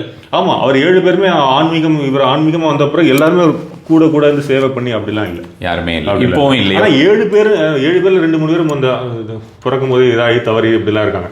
அதில் வந்து வெங்கம்மா, அப்புறம் வந்து ஜானகிராமன், சுவாமி 3, அப்படி ஒரு 4-5 பேர் தான் இருந்திருப்பாங்க எனக்கு தெரிஞ்சு. இப்போ வந்து எனக்கு யாருமே இல்லை. அவங்க ஃபேமிலி இருக்கு. வெங்கம்மா அவங்களுடைய பொண்ணு இருக்காங்க, பேத்தி இருக்காங்க. அப்படிலாம் இருக்கு. வெங்கம்மாங்கிறது அக்கா, சுவாமியோட அக்கா. புரியுது. இப்போ சுவாமியோடைய அம்மா வந்து எவ்வளோ காலம் கூட கூட இருந்தாலும் 1908. ஆமாம், அவங்க கூட இருந்தாங்க. ஏன்னா அவங்களோட இது வந்து அவங்க ஏன்னா எல்லா இடத்துலையும் சுவாமியை கூப்பிட ஆரம்பிச்சிட்டாங்க. பெங்களூருக்கு வாங்க, அங்கே வாங்கன்னும் போது அம்மாவுக்கு ஒரு இது இருந்தது, நீ வந்து புட்டபர்த்தியை தவிர எங்கேயுமே இது பண்ணக்கூடாது. 2-3 கோரிக்கை வச்சாங்க. இப்போ அது போல் அவர் வந்து ஒரே ஒரு ஃபாரின் கண்ட்ரி தான் போயிருக்காரு, ஆஃப்ரிக்கா. அதுவே அம்மா விடலை, பயம். அங்கெல்லாம் காட்டும் விலங்குகள்லாம் இருக்குன்னு கேள்விப்பட்டேன், பெரிய பெரிய கும்பலாக இருக்குலாம் அம்மா சொல்லும்போது, நீ கவலைப்படாதே, நான் ஒன்றும் பண்ணாது எல்லாம் சொன்னாலும் கூட அதற்கு பிறகு நீ இது புட்டபர்த்தியிரு, அவங்க தேடி வரட்டும், இது மாதிரி தான் அம்மா சொன்னது. இது 2வது அந்த ஹேர் வச்சு சொன்னது, அதுலேருந்து அது சரி பண்ணார். அது அப்படி தான் வந்து அம்மா வந்து அது மாதிரி இன்னொன்று சொன்னார். அதான் சொன்னாங்க, அம்மா நீ வந்து தெலுங்கை தவிர எதுவும் பேசக்கூடாது பப்ளிக்ல. இதெல்லாம் வந்து அம்மா வச்ச கோரிக்கை. ஆனால் அவருக்கெல்லாம் மொழியும் தெரியும். ஏன்னா இன்டர்வியூவில் ஃபாரினர்ஸ் வந்து அந்த அனுபவத்தெல்லாம் சிலதெல்லாம் பதிவு பண்ணியிருக்காங்க, புக்கில் எழுதியிருக்காங்க. அவர் வந்து இன்ஃபேக்ட் தெலுங்கே பேசினாலும் இங்கே ஒரு கண்ட்ரி, இங்கே ஒரு கண்ட்ரி, சின்ன இது மாதிரி தான் இருக்கும் இன்டர்வியூ இருந்தாலும் அவர் பேசுறது வந்து ஒவ்வொருத்தருக்கும் ஒவ்வொரு லாங்குவேஜில் கேட்குமா. இப்படி பார்லிமெண்ட்டில் ஒன்று மைக் வச்சுருப்பாங்க காதில், அவங்க என்ன பேசினாலும் அது டிரான்ஸ்லேட். அது மாதிரி எதுவுமே இல்லாமல், கருவியே இல்லாமல் அவர் பேசுறது எல்லாமே கேட்கும்னு நான் பிரஸ்னாவும் ஃபேரண்ட்ட கேட்டிருக்கேன், அவங்க பதிவும் பண்ணியிருக்காங்க புக்கில். ஸோ அது மாதிரி அம்மா இதாக தான் இங்கே தான் கூட தான் இருந்தாங்க கடைசி வரைக்கும். அப்புறம் பெங்களூரில் இதாகும்போது சம்மர் கோர்ஸ் நடக்கும்பொழுது தான் அம்மா வந்து இந்த சுவாமி சத்யான்னு கூப்பிட்டாரு நினைக்கிறேன். மாடியில் இது பண்ணால் நான் வரேன்னு சொல்கிறாரு. உங்கள் அப்படியே சரிறாங்க, அது அப்படியே இதாகிறாங்க. ரொம்ப அனாயாத மரணம் தான். ஸோ அப்படிதான். இப்போ அவன் அம்மாவோட அது வந்து ஏதாவது அங்கே வந்து அவங்க வந்து அவங்களுக்கு ஒரு சமாதி மாதிரி வச்சுருக்காங்க. சமாதி ரோடுன்னே பேர். அதில் பிரசாந்த் நிலையம் ஆப்போசிட்லேயே ஒரு ஸ்ட்ரீட்டு, அதில் வந்து அம்மா அப்பாவுக்கு 2மே வச்சுருக்காங்க. சுவாமியோட பிருந்தாவனம் வந்து அங்கேயே இருக்கிறது. சுவாமி பிருந்தாவனம் அங்கே உள்ள பிரசாந்த் நிலையத்துக்குள்ளே இருக்குது. வெளியில் அம்மா அப்பாவுக்கு ஒரு சமாதி. இப்போ பிரசாந்த் நிலையத்தை யார் பார்த்துக்கிறார்? பிரசாந்த் நிலையத்தை வந்து அந்த ஃபேமிலியிலேருந்து யாராவது? ஆமாம், பிரதருடைய ஜானகிராமன் சொன்ன அவரோட தம்பி, அவருடைய சன்னு தான் இப்போ பார்த்துக்கிறாரு. அது ஃபுல்லாக அவர் தான் ஈஸ் டேக்கிங் கேர். ஆமாம். சரி. இப்போ அகைன் இப்போ திரும்பி ஒரு கான்ட்ரவர்ஷியல் விஷயம் தான் இது. வந்து எல்லாருக்குமே கண்டிப்பாக தேவைன்னு நினைக்கிறேன் நான்.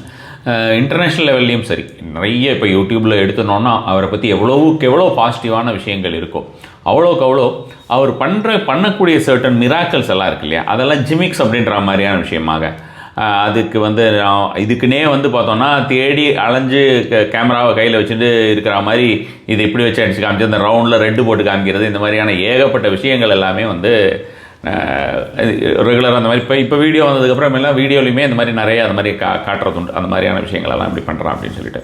ஸோ அதை பற்றி அவர் ஏதாவது சொல்லியிருக்காரா? அவர் இருந்தபோதே ஏதாவது இந்த மாதிரியான விஷயங்கள் நிறைய அப்பவே பரவின்னு தான் இருந்தது. அது எனக்கு தெரியும். அவர் இருந்தபோதே இந்த மாதிரி ஏகப்பட்டது பரவின்னு தான் இருந்தது. இந்த மாதிரியான அவர் ஏன்னா எப்போவுமே நல்லது செஞ்சால் 4 பேர் வருவாங்களே. ஸோ அது மாதிரி ஒரு விஷயம் அதுக்கு பரவின்னு தான் இருந்தது. அதுக்கு சுவாமி ஏதாவது சொல்லியிருக்காரா? ஆமாம், சுவாமி வந்து முதல்ல மிராக்கிள்ஸ் பற்றி இது பண்ணும்பொழுது மிராக்கிள்ஸ் ஆர்மி விசிட்டிங் கார்டு அப்படி தான் சொல்லியிருக்காரு. விசிட்டிங் கார்டு இது வந்து அப்படிங்கிற ஒரு இது, அதை நோக்கி சுவாமியை நோக்கி நம்ம இப்போ போகிறோம். நான் என்ன சொல்கிறார், நான் முதல்ல உன்னை அட்ராக்ட் பண்ணி கூட்டிட்டு வந்துடுவேன். நான் கேட்கறது என்னன்னு கேட்டேன்னாக்கா அதனுடைய ஆத்தென்டிசிட்டி கேட்குறேன் நான். ஆமாம், இல்லை சுவாமி சிருஷ்டித்த பொருள்லாம் இந்த உலகத்தினுடைய இதே இல்லை அப்படிங்கிறது நான் சில இதெல்லாம் பார்த்துருக்கேன். சில டிவோட்டிஸோட வீட்டில் இருக்கிறது. அதை தாண்டி நான் ஸ்டூடெண்ட்ஸ், அதாவது சுவாமி புட்டபர்த்திலே இருக்கிற காலேஜ் இருக்கு இல்லையா, அங்கே படித்த மாணவர்கள் அங்கே படித்து கொண்டு இருக்கும்போது நான் சின்ன வயசில் போய் தரிசனம் சுவாமியை பண்ணும்பொழுது அங்கே ஸ்டூடெண்ட்ஸ் தான் வருவாங்க. நான் ஒவ்வொரு ஸ்டூடெண்ட்டுக்கு முன்னாடியே போகும்போது அது அனுபவங்கள்லாம் கேட்கும்போது அவர் வந்து ராமருடைய ஒவ்வொரு ஜுவல்ஸ் எடுத்தது, சீதாவுடைய கணையாழி, அந்த ராமர் கணையாழியெல்லாம் கொடுத்து அனுப்புவார், அதெல்லாம் எடுத்தது. இதெல்லாம் வந்து அவங்க ராவணன் வந்து 108 சிவலிங்க மாலை போட்டிருந்தானா. அது வந்து ஒன்று இவ்வளோ பெருசு, அதாவது அவ்வளோ. ஏன்னா ராவணன் அப்போ பாருங்கள் ஜெய்சாண்டிக்காக இருப்பார். ஸோ இதெல்லாம் வந்து அவர் எடுத்து அவர் மறைய வச்சிருக்காரு. ஏன்னா இதெல்லாம் என்னென்னா இதெல்லாம் சத்தியம். ராமாவதாரமோ கிருஷ்ணாவதாரமோ இதெல்லாம் வந்து வெறும் பொய் அல்ல, இது வெறும் கதைகள் இல்லைங்கிறத உணர வைக்கிறதுக்காக அப்போது நடந்தது. இப்போ இதுதான் எங்கே இருக்குன்னா பூமி கடையில் இருக்கலாம், இல்லை வேற எங்கேயாவது மறைக்கப்பட்டிருக்கலாம். ஏன்னா எத்தனை வருஷம் முன்னாடி. ஸோ இவருடைய இது எல்லாமே இந்த பூமிக்கு உட்பட்டதே இல்லை. ஏன்னா சாதாரணமாக இப்போ நம்ம நினைக்கிறோம் விபூதி தரார் அப்படின்னா, ஏன் விபூதி தரணும் அப்படின்னா அதில் வந்து 3 விஷயம் இருக்குது. ஒன்று, அது வந்து கவசமாக செயல்படுறது இந்த விபூதிங்கிறது. 2வது வந்து சுவாமி என்ன சொல்கிறாருன்னா, நான் வந்து வெறும் பார்வையிலே குணப்படுத்த முடியும், ஆனால் அது எல்லாருக்கும் அப்படி கிடையாது. ஏன்னா ஒவ்வொருத்தருக்கும் ஒவ்வொரு கர்மா இருக்குது, ஒவ்வொரு கர்மா ஒவ்வொரு விதமாக செயல்படுறது. சில பேருக்கு பார்த்தா போகிறோம். நான் படிச்சிருக்கேன், சுவாமியோடைய ட்ரெஸ்ஸு பட்டியெல்லாம் குணமாயிருக்கு கேன்சர்லாம். ஸோ அப்படி இருக்குது. ஸோ இந்த சிருஷ்டியை பொறுத்த வரைக்கும் பார்க்கிற பொழுது அவங்க ஏகப்பட்ட சிருஷ்டி பண்ணியிருக்காரு. ஆனால் எப்படின்னா இப்போ ஒருத்தர் தர அரசுங்களேன், இப்போ அங்கே ஒரு 50,000 பேர் இருக்காங்கன்னா எனக்கு தெரிந்து ஒரு விபூதி தரானா 10 பேர் தான் போகும். 10 பேர் தான் அது அங்கே போய் சேரும். அப்போ வந்து இதை ஏன் கான்ட்ரவர்சியாக மக்கள் பார்த்தாங்கன்னா, இது வந்து 2 விதம். ஒன்று வந்து அப்பட்டமான கிருஷ்ணர். என்னோட அனுபவத்தில் இத்தனை வருஷம் நான் எனக்கு 41 வயசுனா 32 வருஷம் அனுபவம். அப்படிங்கும்போது அவர் வந்து கிருஷ்ணரே நிறைய கான்ட்ரவர்சியான, ஏன்னா அவதாரத்தை பற்றி ஏகப்பட்ட கான்ட்ரவர்சி பேசுவாங்க. ராமர் ஏன் அந்த வாலியை மறைந்திருந்து கொண்டார் அப்படிலாம், கிருஷ்ணர் ஏன் அதை பண்ணார் அப்படிலாம் சொல்லும்போது, அதை காந்தாரி சபிச்சா இப்படிலாம் வரும். அப்படிங்கும்போது சுவாமியுடைய அப்ரோச்சுங்கிற பார்க்கும்பொழுது அவர் ஏன் கொடுத்தார் அப்படின்னா, நான் என்ன பார்க்குறேன்னா, நீங்கள் வந்து கொடுத்த பொருள் தான் உலகம் பார்க்குறதே தவிர கொடுக்குற எந்த நோக்கத்தில் கொடுத்தாருங்கிறதான். நான் அதை வந்து அவர் விளம்பரப்படுத்தவே இல்லை. அவர் இது வரைக்கும் பத்திரிகையிலே பேட்டி கொடுத்ததில்லை. ஒரே ஒரு பத்திரிகை தான் அவர் பேட்டி கொடுத்துருக்கார் ஒருத்தருக்கு. அதை தாண்டி அதுவும் வந்து அவர் மேலே ஒரு கான்ட்ரவர்சி எப்படி ஆரம்பிச்சது, அப்படி தான் ஆரம்பித்து கான்ட்ரவர்சியாக வந்து அதுக்கு பிறகு தான் அவர்கிட்ட வந்து அந்த மிகப்பெரிய ஒரு இன்வெஸ்டிகேட்டிவ் ஜேர்னலிஸ்ட் அவர் ஏன் சொல்கிறேன், அதுக்கு பிறகு அவர் அப்போவே டிவியில் வந்தாச்சு. ஆனால் எந்த இதுலையும் கொடுக்குன்னா அவர் என்ன சொல்கிறாருன்னா, இதுக்கு அட்வர்டைஸ்மெண்ட்டுக்காக இல்லை, இதில் வந்து இது நான் வந்து ஒரு விபூதி தரேன் அப்படின்னா அவனுக்கு தரேன்னா அதுக்கு காரணம் இருக்குது. அதில் வந்து ஒன்று நடக்கிறதுக்கு முன்னாடியே இந்த டோசேஜ் கர்மாவோடைய டோசேஜ் கம்மி பண்ணுறதுக்காக கொடுப்பார். இல்லை நடந்த அப்புறம் சில இதெல்லாம் ஒரே நாளில் போகாது. சில பேருக்குலாம் வந்து கண் தெரியாமல் போயிருக்கு, இதாக இருக்குது. அப்போலாம் ஒரே நாளில் சுவாமி சொல்கிற இந்த ஒருத்தருக்கு நான் படிச்சிருக்கேன், கர்ஷீஃபில் மல்லிகை இது பண்ணி கண்ணில் கட்டிக்கோ அப்படி சில நாட்கள்.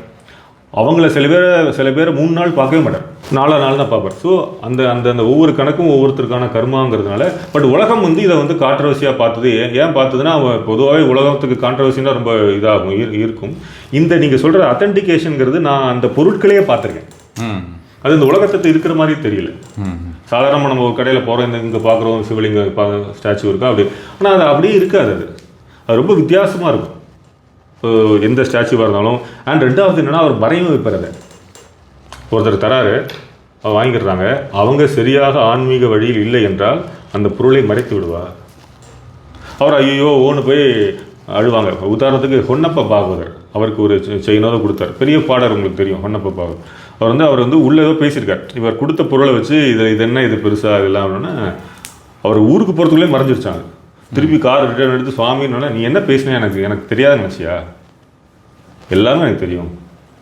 ஸோ அது வந்து நீ இப்படியே அதை கம்பேர் பண்ணுவ, ஒரு இறைவன் கொடுக்குற ஒரு பிரசாதத்தை இப்படி கம்பேர் பண்ணலாமா, அது அப்படி இல்லை இது இப்படி இல்லை, அது ஈகோ தானே.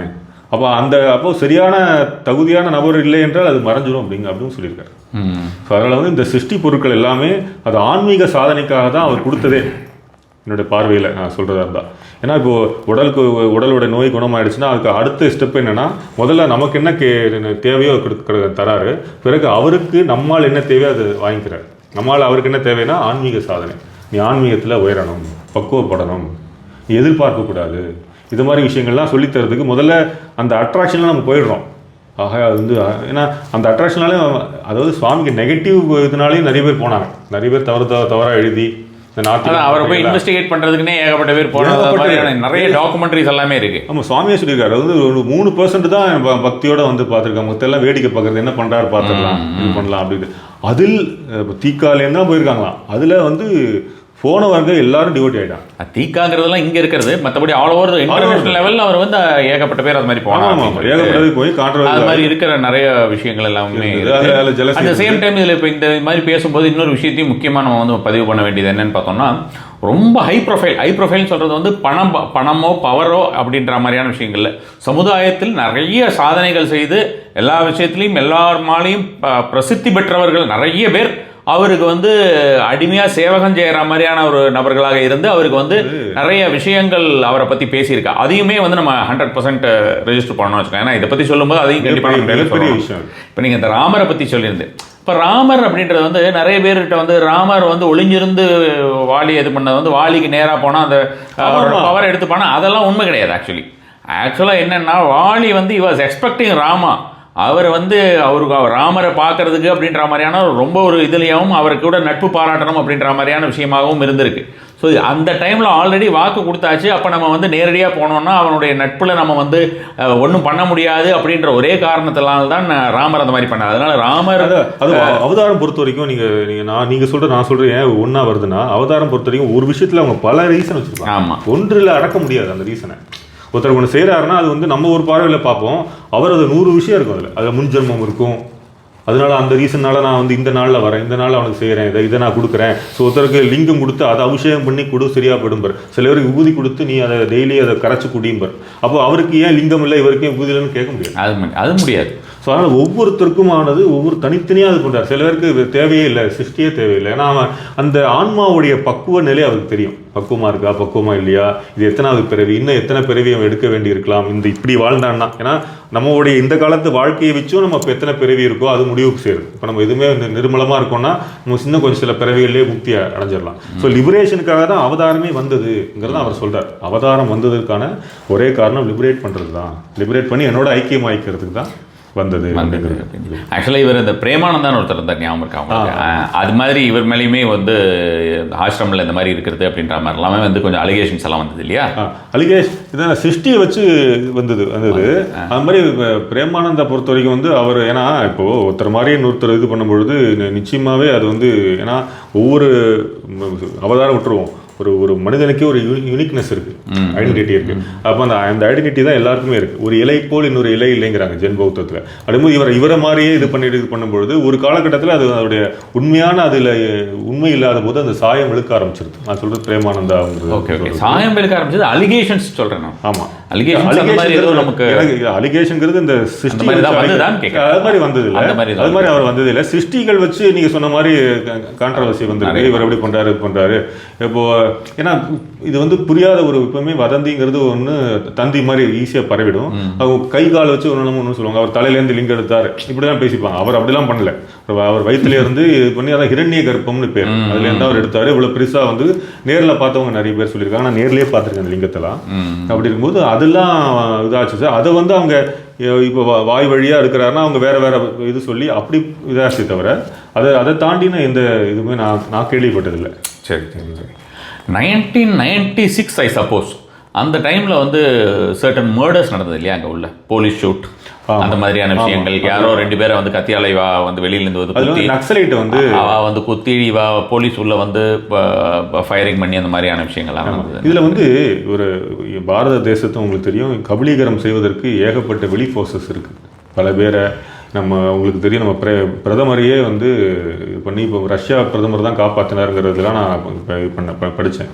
அவர் தாமதப்படுத்த வச்சு இதெல்லாம். ஸோ அப்படி இருக்கும் பொழுது ஒரு அவதாரம் வரும்பொழுது ஆக்சுவலாக நம்ம we are very well prepared. ஆக்சுவலாக ரஷ்யா பிரதமர் காப்பாற்றினார்னு இல்லை, ரஷ்யா பிரசிடென்ட் காப்பாற்றினார்னு இல்லை, அவர் இன்னும் கொஞ்சம் ஓவர் ப்ரிப்பேர்டாக இருந்து அவரை கூடயே வச்சுட்டார். ஏன்னா ஏதாவது வந்ததுன்னா அங்கே போயிருக்கும்போது ட்ரபிள் இல்லையா, அவளுக்கு காலம் ஃபுல்லாக அந்த பேர் வந்துருமே. இப்போ நம்ம வந்து சென்னையில் வந்து நடந்த ஒரு இன்சிடென்ட்டுக்கு நம்ம வந்து காலங்காலமாக இனிமேல் நம்ம வந்து ராஜீவ் காந்தியோட வந்து நம்ம சென்னையில் நடந்ததுன்றது ஒரு அவப்பேர் தானே அது. What ever it is.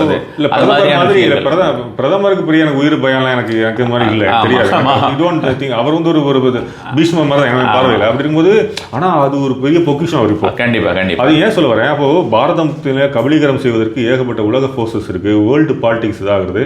அப்போ வந்து இப்போ ஃபார் எக்ஸாம்பிள் இப்போ பாபா ஒரு அவதாரம்னு ரொம்ப ஸ்ப்ரெட் ஆகிட்டு இருக்காரு, வேர்ல்டு ஆன்மீகத்தையே அவர் அசிச்சு பார்க்குறாரு, எல்லா ஃபாரினர்ஸும் வராங்க போது அங்கே உள்ள உங்களுக்கு வந்து அது வந்து அவரை குறிவிச்சு தான் நடந்தது. ஆமாம், அவரை குறிவிச்சு தான் நடந்தது. அவருக்கு எதுவும் ஆகலை. நாட் ஒன்லி தட், சின்ன வயசுலேயே சுவாமியை வந்து பாய்சன் பண்ணுறதுக்கான ஒரு லேடியை வந்து அங்கே ஆற்றுக்கு வந்து சாப்பிடுவாங்கன்னு சொல்லி அவர் அப்போ ஒரு வடைக்குள்ளே பாய்சன் வச்சு, இந்த பாய்சன்கிற விஷயமே அது முதலும் அல்ல, அது கடைசியும் அல்ல, பல முறை வந்து சுவாமி பாபாவுக்கு பாய்சன் வச்சுருக்காங்க. இவர் இருக்கக்கூடாது. அப்போது வந்து அவர் சாப்பிட்டு ஒன்றுமே ஆகலை அந்த லேடி. நான் சொல்கிறது சின்ன வயசுலேயே 40s அந்த டிக்ளேர் பண்ண அந்த டைம்லேயே. பட் அப்புறம் வாமிட் பண்ணுறாரு. எப்பவுமே புட்டு சாப்பிட்ட வடைங்கிறது முழுமையாக வெளியே வருது. அவர் இப்படி ஷாக் ஆகுறாங்க. இப்போ அப்பவும் கருணை, ஏசுநாதர் மாதிரி எப்படி கருணை சொல்லிட்டு என்னை மன்னிச்சிருங்க பாபான்னு. ஏன்னா அவருக்கு ஒன்றுமே ஆகலை, நாட் ஈவன் ஒரு செல்லு கூட ஒன்றும் ஆகலை, ஒரு மயக்கமும் எதுவும் வரல. அப்படின்னா கவலை பங்காரும் மனசில் உள்ள தீய எண்ணங்கள்லாம் எடுத்துரு. அதுக்கு தான் நான் அவதாரம் பண்ணதே அதுக்கு தான். மனசில் தீய எண்ணத்துலேருந்து நல்ல எண்ணமாக மாற்றணுங்கிறதுக்காக தான் அவதாரம் பண்ணேன். நான் அப்படியே உன்னை கோச்சிப்பேன், அதனால் நீங்கள் இது பண்ணாத என்னொன்னே. அப்புறம் சொல்கிறாங்க மன்னிச்சிருங்க பாபா அப்படின்னு சொல்லி அவங்கள வந்து சித்ராவதி நதி பேங்க்கு கூட்டிகிட்டு போகிறாங்க, நதிக்கரை. அங்கே வந்து ஏதோ சிருஷ்டி பண்ணி ஒரு விக்கிரகம் கொடுக்குறாரு, இதை நீ பூஜை பண்ணு, உனக்கு எல்லாமே நல்லதாக இருக்கும் அப்படின்னு. அதாவது தனக்கு விஷம் வைத்தவர்களுக்கு கூட அவர் வந்து சிருஷ்டி கொடுக்குறாரு. அப்போ சொல்ல நீங்கள் எங்கள் வீட்டுக்கு ஒரு நாள் வரணும்னு. நான் வரேன், ஆனால் அன்றைக்கி மாதிரி ஸ்பெஷல் போஜனம்லாம் வேண்டாம், ஓகே எனக்கு சாதாரண போஜனம் போகணும்னு இதெல்லாம் படிக்கும் பொழுதே அது முதல் முறையும் இல்லை கடைசி முறையும் இல்லை. அதான் அகெயின் சொல்கிறேன், அது மாதிரி ஏகப்பட்ட முறை வந்து இது அதில் ஒரு இன்சிடென்ட் தான் நீங்கள் குறிப்பிட்டது. ஆக்சுவலாக இந்த கேள்வி என்கிட்ட கேட்டிருக்கா. என்கிட்ட கேட்கும்போது எப்படி கேட்டான்னா, இப்போ வந்து அவர் உண்மையாகவே ஒரு கடவுள் சக்தியாக இருந்தால் வந்து இந்த மாதிரி வர்றது அவருக்கு தெரியாதா, அவரை தான் குறி வச்சு வரானா தெரியாதா, அவரால் காப்பாற்றிக்க முடியாதா அப்படின்லாம். அப்போ நான் ஐ யூஸ் டு சே அப்படி பார்த்தானா அப்போ ராமர் அவதாரம் அப்படின்ற மாதிரி எடுத்துட்டு அவர் வந்து தேவையில்லாமல் பிரிஞ்சிருக்கணும்னு அவசியம் இல்லையா, அவ்வளோ வருஷம் காட்டல. இல்லை வந்து கிருஷ்ணர் வந்து கிருஷ்ணனுடைய ஒரு முடிவு அப்படின்றது அந்த மாதிரியான ஒரு முடிவாக அவருக்கு வரணும்னு அவசியம் கிடையாது. அவருக்கு ஒரு க்ஷணம் அதெல்லாம் இப்போ வரப்போகிறதுன்றது தெரிஞ்சுதான் அங்கே போய் படுத்துட்டு இருக்கார். ஸோ இது எல்லாமே அது மாதிரியான ஒரு விஷயம் தான். ஸோ இந்த மாதிரி வர வச்சது அப்போ அந்த மாதிரியான ஒரு கேள்வி அப்படியா நான் கேட்கல. நான் கேட்கறது என்னன்னா, என்னுடைய ஒரு கேள்வி, அவரை குறிவிச்சு தான் அது நடந்ததா இல்ல வேற ஏதாவது அங்க இன்டர்னல் கான்ஃப்ளிக்ட்?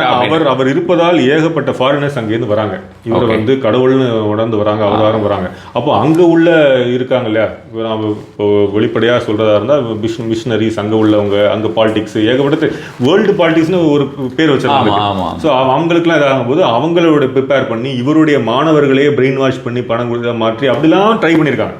அப்படியும் நடந்திருக்கு, அது மாதிரி இதுவும் நடந்திருக்கு, நக்சலைட் நடந்திருக்கு. அந்த டைம்லயே வந்து கர்ஷீஃப்ல வந்து இந்த பாய்சன் மாதிரி தடவி எப்பவுமே சுவாமி கர்ஷீஃப் வச்சா கையை பண்ணி கொடுப்பார் அவங்க பொக்கிஷமா. அப்போ அதெல்லாம் ஏகப்பட்ட முயற்சி நடந்தது. ஆக்சுவலாக வந்து இதே விஷயம் நடந்ததில் வெற்றியும் பெற்றது வந்து ஒரு விதத்தில் பார்த்தோம்னா நம்ம ஓஷோவோடு வந்து அவர் வந்து அங்கே அமெரிக்காவில் போயிட்டு ஆல்மோஸ்ட் அங்கே அமெரிக்கன்ஸ் எல்லாமே ஃபுல்லாக ஓஷோக்கு வராமல் ஓஷோ பைபிள் அப்படின்னே வந்து 6 வால்யூம் விட்டார். அது மாதிரிலாம் பண்ணிவிட்டு அவர் அங்கே உள்ளே கொண்டு போய் வச்சுட்டு அங்கே ஸ்லோ பாய்சன் பண்ணிட்டு தான் அதுக்கப்புறம் அவர் இந்தியாவுக்கு வந்தார். இந்தியாவை பொறுத்த வரைக்கும் இந்தியாவோட ஒரு இது என்னென்னா, அந்த டைமில் இந்த கன்வர்ஷன்ஸ் இந்த மாதிரியான மிஷினரிஸ் இஷ்யூஸ் இருந்தபோது வேறு எந்த கண்ட்ரிலையுமே அவர் அலோவ் பண்ணாத மாதிரியான இருந்தது. இந்தியாவை பொறுத்த வரைக்கும் இந்திய பிரஜைக்கு வந்து நம்ம இல்லைன்னு சொல்லக்கூடாது. அதனால் அதுக்கப்புறமா அவர் வந்தார். அவர் வந்து அவருக்கு அந்த ரோல்ஸ் ராய்ஸ் எல்லாம் நான் அந்த டைம்லேயே எவ்வளவோ காலத்துக்கு முன்னால் 99 ரூபாய் ரோல்ஸ் ராய்ஸ் நம்ம கிஃப்ட் பண்ணியிருக்கான் அமெரிக்கா. அது மாதிரி ஆமாம். ஸோ அது அவர் வந்து சேம் இப்போ அங்கே இப்போ நீங்கள் சொல்கிற ஒரு விஷயத்தின் மூலமாக எனக்கு இது புரிஞ்சுக்க முடியுது. அவருக்கு அந்த மாதிரி பண்ணியிருக்காங்கும்போது இவருக்கு இது மாதிரி கண்டிப்பான முறையில் ட்ரை பண்ணாமல் இருந்திருக்க மாட்டாங்க, என்னெல்லாம் பண்ணுறதுன்னு. ஏன்னா அவருக்கு ஓஷோ பாருங்க, இப்போ ஓஷோவாவது ரொம்ப கான்ட்ரவர்சி கேரக்டர். அவர் வந்து எல்லாரையும் தாக்குவார், புத்தர்லேருந்து கிருஷ்ணர்லேருந்து ராமர்லாம் எல்லாம் படிச்சிருக்கேன், 300 புக்கு படிச்சிருக்கேன். ஆனால் சுவாமி பாபாங்கிறது அவர் வந்து அன்பை தவிர எதுவுமே கிடையாது. ஆனால் அவரையுமே பண்ணி அதுக்காக சொல்ல வரேன், இவரை இது பண்ணுற கூட தவறாக இருந்தாலும் கூட ஏதாவது வந்து அவரை ஹர்ட் பண்ணியிருக்கலாம் அந்த வார்த்தை. அதாவது எப்படின்னா அவர் வந்து சொல்லக்கூடியது ஓஷோவை பொறுத்த வரைக்கும் அவர் தாக்குவார் அப்படிங்கிறத விட உண்மையை சொல்லுவார் அப்படின்னு. உண்மை எல்லாருக்குமே கசக்க தானே செய்யும். நிறைய விஷயங்கள் உண்மையான ஒரு விஷயங்களாக இருக்கும். ரொம்ப ஓப்பனாக அந்த அதாவது நேக்கட் ட்ரூத்னு ஒரு வார்த்தை இருக்குல்ல, அது மாதிரியான ஒரு விஷயமாக தான் நம்ம வந்து அவரோட பொறுத்த வரைக்கும் சொல்லணும்னு வச்சுக்கோங்களேன். அது கிருஷ்ணரையுமோ அல்லது வந்து மற்றவங்களுமோ அவர் தாக்கி அப்படின்ற மாதிரியான விஷயமா பேசினதில்லை. அதை வந்து அந்த ஒரு விஷயத்தை நமக்கு வந்து திரிச்சு நிறைய நம்மளுக்கு வேறு மாதிரி ரொம்ப சூப்பர்ஸ்டிஷியஸாக சில விஷயங்களெல்லாம் கொண்டு போயாச்சு இல்லையா. ஸோ அதை பற்றி தான் அவர் வந்து பேசியிருக்கிறதா நான் அறியேன்.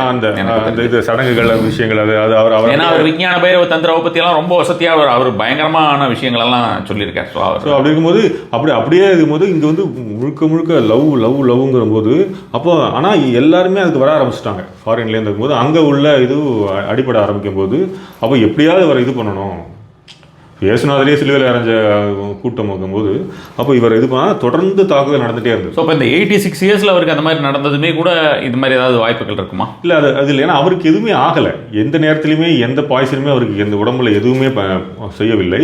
அவர் வந்து ஒரு மாணவர் வந்து கீழே விழும்போது அந்த இதை தான் வாங்கிட்டார். அதை வாங்கும்போது அந்த தர்ஷன் நான் போயிருக்கேன்.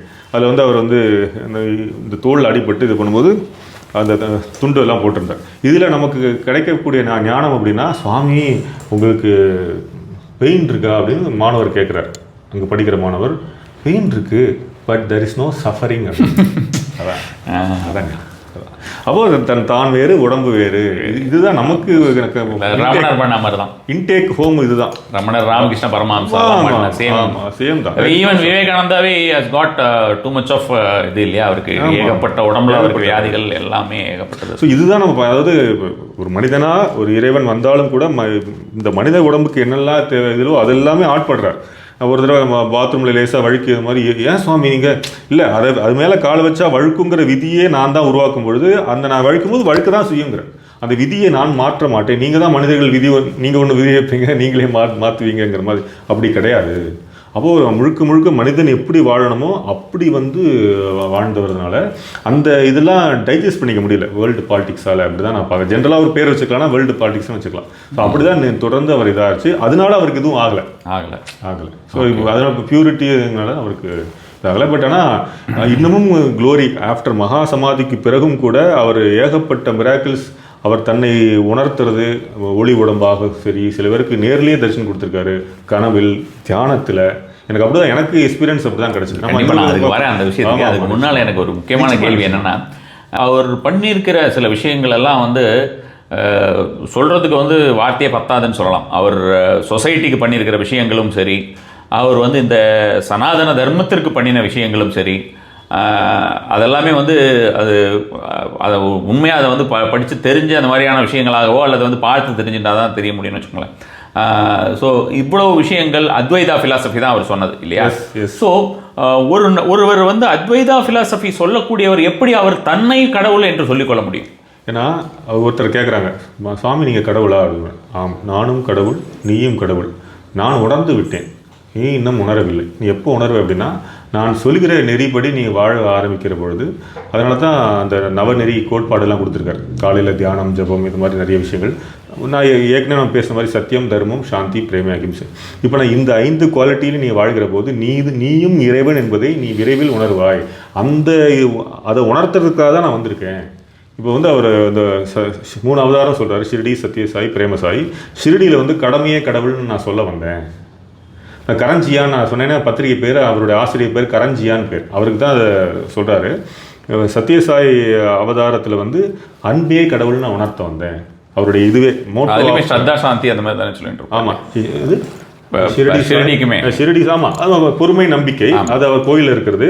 அவர் வந்ததுக்கு அவருடைய மோட்டோ ஆஃப் ஆன்மீகம் உங்கள் ஷிரடி பாபா வந்து கடமையே கடவுள். ஏன்னா தரிசனம் ஆச்சா கிளம்பு அப்படின்றான் ஷிரடி பாபா. யாரையும் தங்கலாம் இது பண்ண வைக்க மாட்டார்.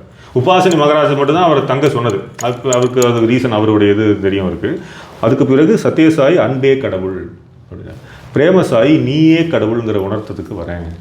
அப்போது இந்த அன்புடைய பேஸ்மெண்ட் அவருடைய நீங்கள் பார்த்தீங்கன்னா முழுக்க பேஸ்மெண்ட் வந்து சேவை தான். பட் அந்த அவர் சனாதன ஃபிலாசபிக்கும் அவர் சொன்ன விஷயத்துக்கும் அவர் பிரகடனப்படுத்தின்றதுக்குமே கொஞ்சம் இல்லை. என்ன சொல்கிறாங்க, என்ன நான் உணர்றேன் அப்படின்னா, அத்வைதங்கிறது ஆதிசங்கர் வந்து எல்லாமே ஒன்றும் போது அவரும் பரபிரம்மம் தான் அப்படிங்கும்போது, அவர் பரபிரம்மங்கிறது அப்படி இருக்கும்போது நீயும் பரபிரம்மம் தான். அப்போது ஏற்கனவே உணர்ந்தவர் வந்து தன்னை வந்து அப்படி பார்த்தா அவர் டெய்லி பேசியிருக்கார். அக்கேஷன்லையும் ரொம்ப அதிகமாக பேசியிருக்கார். எல்லா நேரத்துலையும் நான் கடவுள் கடவுள் கடவுள்லாம் சொன்னது கிடையாது. சில அக்கேஷனில் சொல்லியிருக்காரு, உண்மைதான். ஆனால் அது சொன்னதற்கான அப்போ அவர் கடவுள்னா நீ ஏன் ஆச்சரியப்படுற, நீயும் கடவுள் தான்.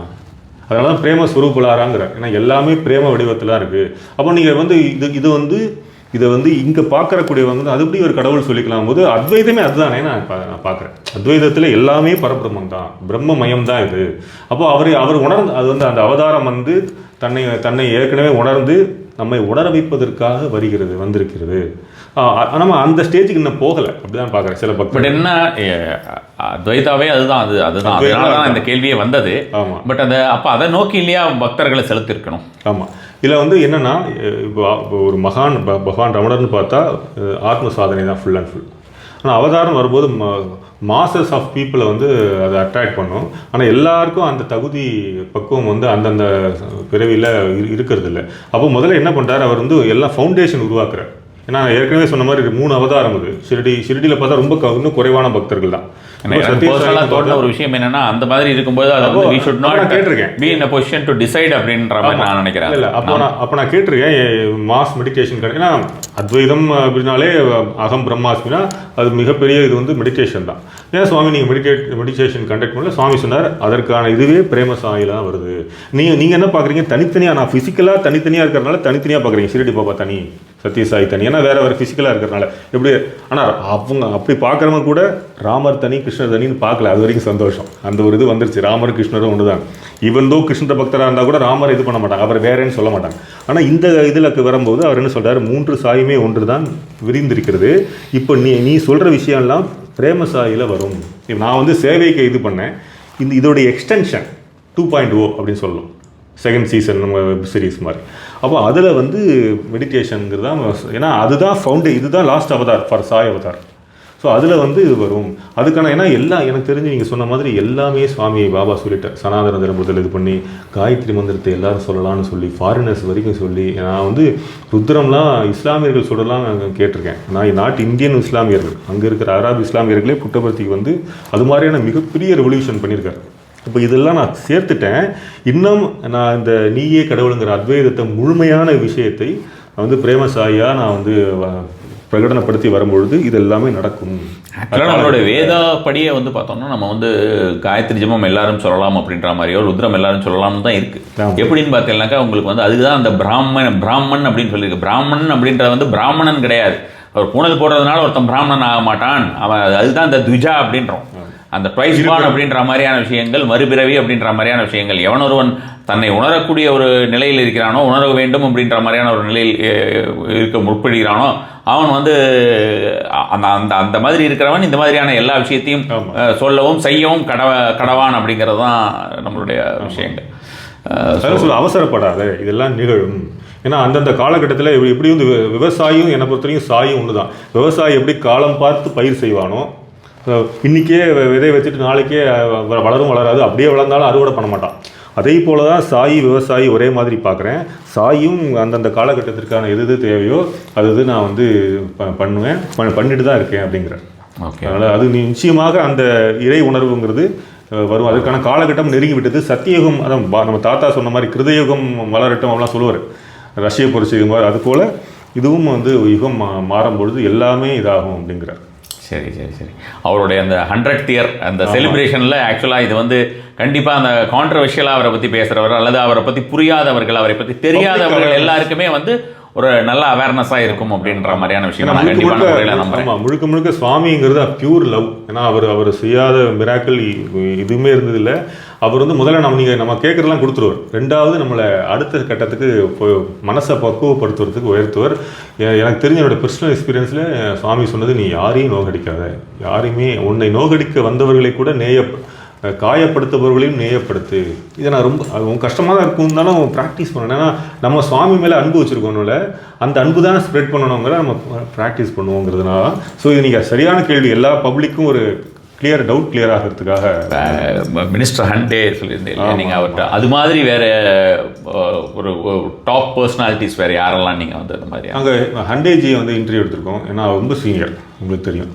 அதே போல் சுவாமி பாபா கூட இருந்தவங்க பல பேர். இப்போ வந்து இவங்க அந்நியதா சரணம் நாஸ்தி புக் எழுதின ஒரு பாட்டியமாக இருக்காங்க. அவங்க வந்து அவங்களுக்கு 90+. அவங்கள நாங்கள் இன்டர்வியூ எடுத்தோம். அதுபோல் அவங்க அந்த புக்கு ரொம்ப அற்புதமான புக். ஆனால் அவங்க வந்து அந்த காலத்தில் நேரில் பார்த்து இது பண்ணது. புட்டபர்த்தியில் கங்கை வந்தது. நம்ம அவரை பற்றி மிராக்கிள்ஸ் பேசுகிறதா இருந்தால் நிறைய பேசணும் வந்தது. அது மாதிரி வந்து அவர் விஸ்வரூப தரிசனம் காட்டியது, அதை விட்னஸ் பண்ணவங்க இன்னும் இருக்காங்க. அவங்க வந்து நல்ல பேர். அவங்க பேர் அந்நியதா சரணம் நாஸ்தி குப்பம் விஜயாமான்னு பேர். அவங்க விஜயகுமாரி விஜயாமான்னு பேர். அவங்க ரைட்டர்லாம் கிடையாது. அதாவது சுவாமிக்கு புக் எழுதின பல பேர் ரைட்டர் கிடையாது. அவங்க அனுபவத்தை எழுதும்போது அவங்க சொல்கிறாங்க, எப்படி எழுதுன்னு வந்ததே தெரியல அப்படிம்பாங்க. அவர் அந்த கருவியாக வச்சு அவர் எழுதியிருக்காரு. பொதுமக்களுக்கும் நோன் பர்சனாலிட்டிஸாக கேட்குறேன், வேறு யார் அந்த மாதிரி பர்சனாலிட்டிஸுங்கிறது நாங்கள் வந்து ரைட்டப் இதில் பார்த்ததில் வந்து இப்போ மோடிஜி அவரோடது தான். பட் நாங்கள் பர்சனலாக அவங்களை இன்டர்வியூ எடுத்ததாக கேட்டால் இது மாதிரி அவங்கள தான் எடுத்துக்கோமே தவிர, இப்போ நித்யஸ்ரீ மகாதேவன் அவங்க எல்லாருக்கும் தெரியும். நடிகர் டெல்லி கணேஷ் டிவோட்டினே தெரியாது அவரோட லாஸ்ட் இன்டர்வியூ எங்களுக்கு தான் கொடுத்தார், சத்யசாயகம். அவரை மறக்கவே முடியாது. நான் நினச்சா அவர் ஷிரடி சுவாமி டிவோட்டியாக இருக்கலாம், இருந்தாலும் ஏதோ கேட்டுப்போம், இல்லை உங்களுக்கு தெரியுமா இது தெரியுமான்னு. என் வீட்டுக்கு பேரே பாபா சாய்பாபா இல்லம் தான் அப்படின்னாரு. அவருக்கு அனுபவம் நடந்தது. அவர் சிறைச்சாலை ஒரு படம் நடித்தார். அந்த படத்தில் அவர் நடந்த அனுபவம், அதாவது அந்த வீட்டுக்கான மரங்கள் எல்லாம் சுவாமி பாபாவே அவருக்கு உதவி செய்து அப்படி வந்தது, இப்படி அவர் சொன்னது. அப்புறம் வந்து நாங்கள் பேசும்பொழுது நடிகை சௌகார் ஜானகி அம்மா அவங்கள வந்து அவங்க பேசும்போது பண்டரிபி அம்மாவுமே வந்து பண்டரிபி அம்மாவும் டிவோட்டிங். அப்போ நான் அவங்க தவறிட்டாங்க. இப்போ நாங்கள் அதனால் எனக்கு ரொம்ப தெரியல. அது மாதிரி வந்து இந்த சுந்தரம்ங்கிற அந்த கோவில் இருக்குங்க ஆரியபுரம், அந்த லேண்டு கொடுத்தது வந்து நடிகை அஞ்சலி தேவி அம்மா. அவங்கள நான் ஒரு தடவை பார்த்துருக்கேன். இங்கே சென்னையிலே இருக்கா? சென்னையில இருக்கு. அதுதான் சென்னையோட சென்டர் வச்சுக்கோங்களேன். எங்க? ஆரியபுரம். ஓகே. ராஜா அண்ணாமலைபுரம் சுந்தரம் சாலைன்னே இருக்கு பேர். ஓ சரி. அந்த லேண்டு கொடுத்தது இப்போ ஸ்டில் வந்து அவளோட அந்த நிலையம் இருக்கே. அப்போ ஆமா, இங்கே ஆப்ரேட் பண்ணுறாங்க. சத்தியம் சிவம் சுந்தரம். சத்தியம்ங்கிறது பாம்பே, சிவம்ங்கிறது ஹைதராபாத், சுந்தரம்ங்கிறது சென்னை ஆரியபுரம். அந்த லேண்ட் கொடுத்தது அம்மா தான், அஞ்சலி தேவன். நான் ஒரு தடவை அவங்கள பார்த்துருக்கேன். அவங்களுக்கு வந்து ரொம்ப நஷ்டம் வந்து அவங்கள அழைச்சிட்டு போனது நடிகர் நாகையா, பெரிய நடிகர். அப்போது அவர் வந்து கூட்டிகிட்டு போகும்போது அவர் சொல்கிறார், இனிமேல் நீ வந்து படம் தயாரிக்காதேன்னு சொல்கிறார் சுவாமி. நான் சொல்லும் பொழுது பண்ணேன், இதுதான் நான் சொன்னது, காலத்தை பார்த்து தான் அவர் ஸ்டார்ட் பண்ண சொல்கிறார். நான் சொல்கிற வரைக்கும் பண்ணாதேன்னு சொல்லி அதுக்கப்புறம் நடிச்சிட்டு இருந்தாங்க, ப்ரொடக்ஷன் பண்ணல. அப்புறம் ஒரு காலத்தில் நீ இப்போ தயாரி ரொம்ப பெருசாக வருவோன்னு, ரொம்ப பெருசாக வரும்போது அந்த கிராட்டிடியூடுக்காக லேண்ட் வச்சுக்கோ, நான் மாட்டேன்னு சொல்கிறேன். இப்படியே 10 வருஷம் போகிறது. சுவாமி என்ன சுவாமி, நான் இப்போ பாவம் பண்ணேன், நீங்கள் எனக்கு தெரியும் அப்படின்னு. அதுக்கப்புறம் எனக்கு தெரியும் எப்போ வாங்கணும்னு போயிட்டே இருந்து, அப்புறம் ஒரு 80 to 83 அந்த டைமில் தான் சுவாமி அந்த லேண்டை வந்து வாங்கி அங்கே தான் கட்டினாங்க சுந்தரம். இது மாதிரி நிறைய நாங்கள் வந்து இப்போ நாங்கள் வேறு மொழியில் படித்து அதை தமிழாக்கம் பண்ணியிருக்கோம். நாங்களே நிறைய பேரை இன்டர்வியூ எடுத்திருக்கோம். அதில் வந்து இப்போ நித்யஸ்ரீ மேடமும், அதாவது பட்டம்மாளுக்கு அம்மா அந்த பாட்டி, அவங்களுக்கு வந்து அந்த எக்ஸ்பீரியன்ஸ் வந்து இது வரைக்கும் அவங்க சொன்னதே இல்லையா எங்கேயுமே. இது 100th இயர்னால நான் சொல்கிறேன். ஏன்னா லாஸ்ட்டில் வந்து அவங்களுடைய சடலம் இருக்கு, பாட்டி அம்மாவோடது இருக்கும்பொழுது எங்கேருந்து வந்ததே தெரில, ஒரு புகைப்படம், பாபாவோட புகைப்படம் அவங்க வந்து விழுந்துதான். ஸ்டன் ஆகிட்டாங்க எல்லாரும். ஏன்னா அந்த ஆற்றுல ஃபேனே கிடையாதான், அந்த காலத்து வீடு அது கிடையாது. ஆனால் அதுக்கு முன்னாடி சொன்னாங்களா, என்ன பாபா தான் அழைச்சிட்டு போகிறாருன்னே சொல்லிட்டு இருந்தாங்களாம். ஸோ இப்படிலாம் வந்து அந்த அனுபவங்கள்லாம் ரொம்ப ஆச்சரியமாக நாங்கள் உணர்ந்துருக்கோம். சரி சரி, ரொம்ப சந்தோஷம். ரொம்ப நிறைய இன்ஃபர்மேட்டிவாக இருந்தது நீங்கள் சொன்ன விஷயங்கள் எல்லாம். பொதுமக்களுக்கும் அது மாதிரியான ஒரு விஷயமாக தான் இருந்திருக்கும்னு நினைக்கிறேன். நமசிவாய சாய்ராம்.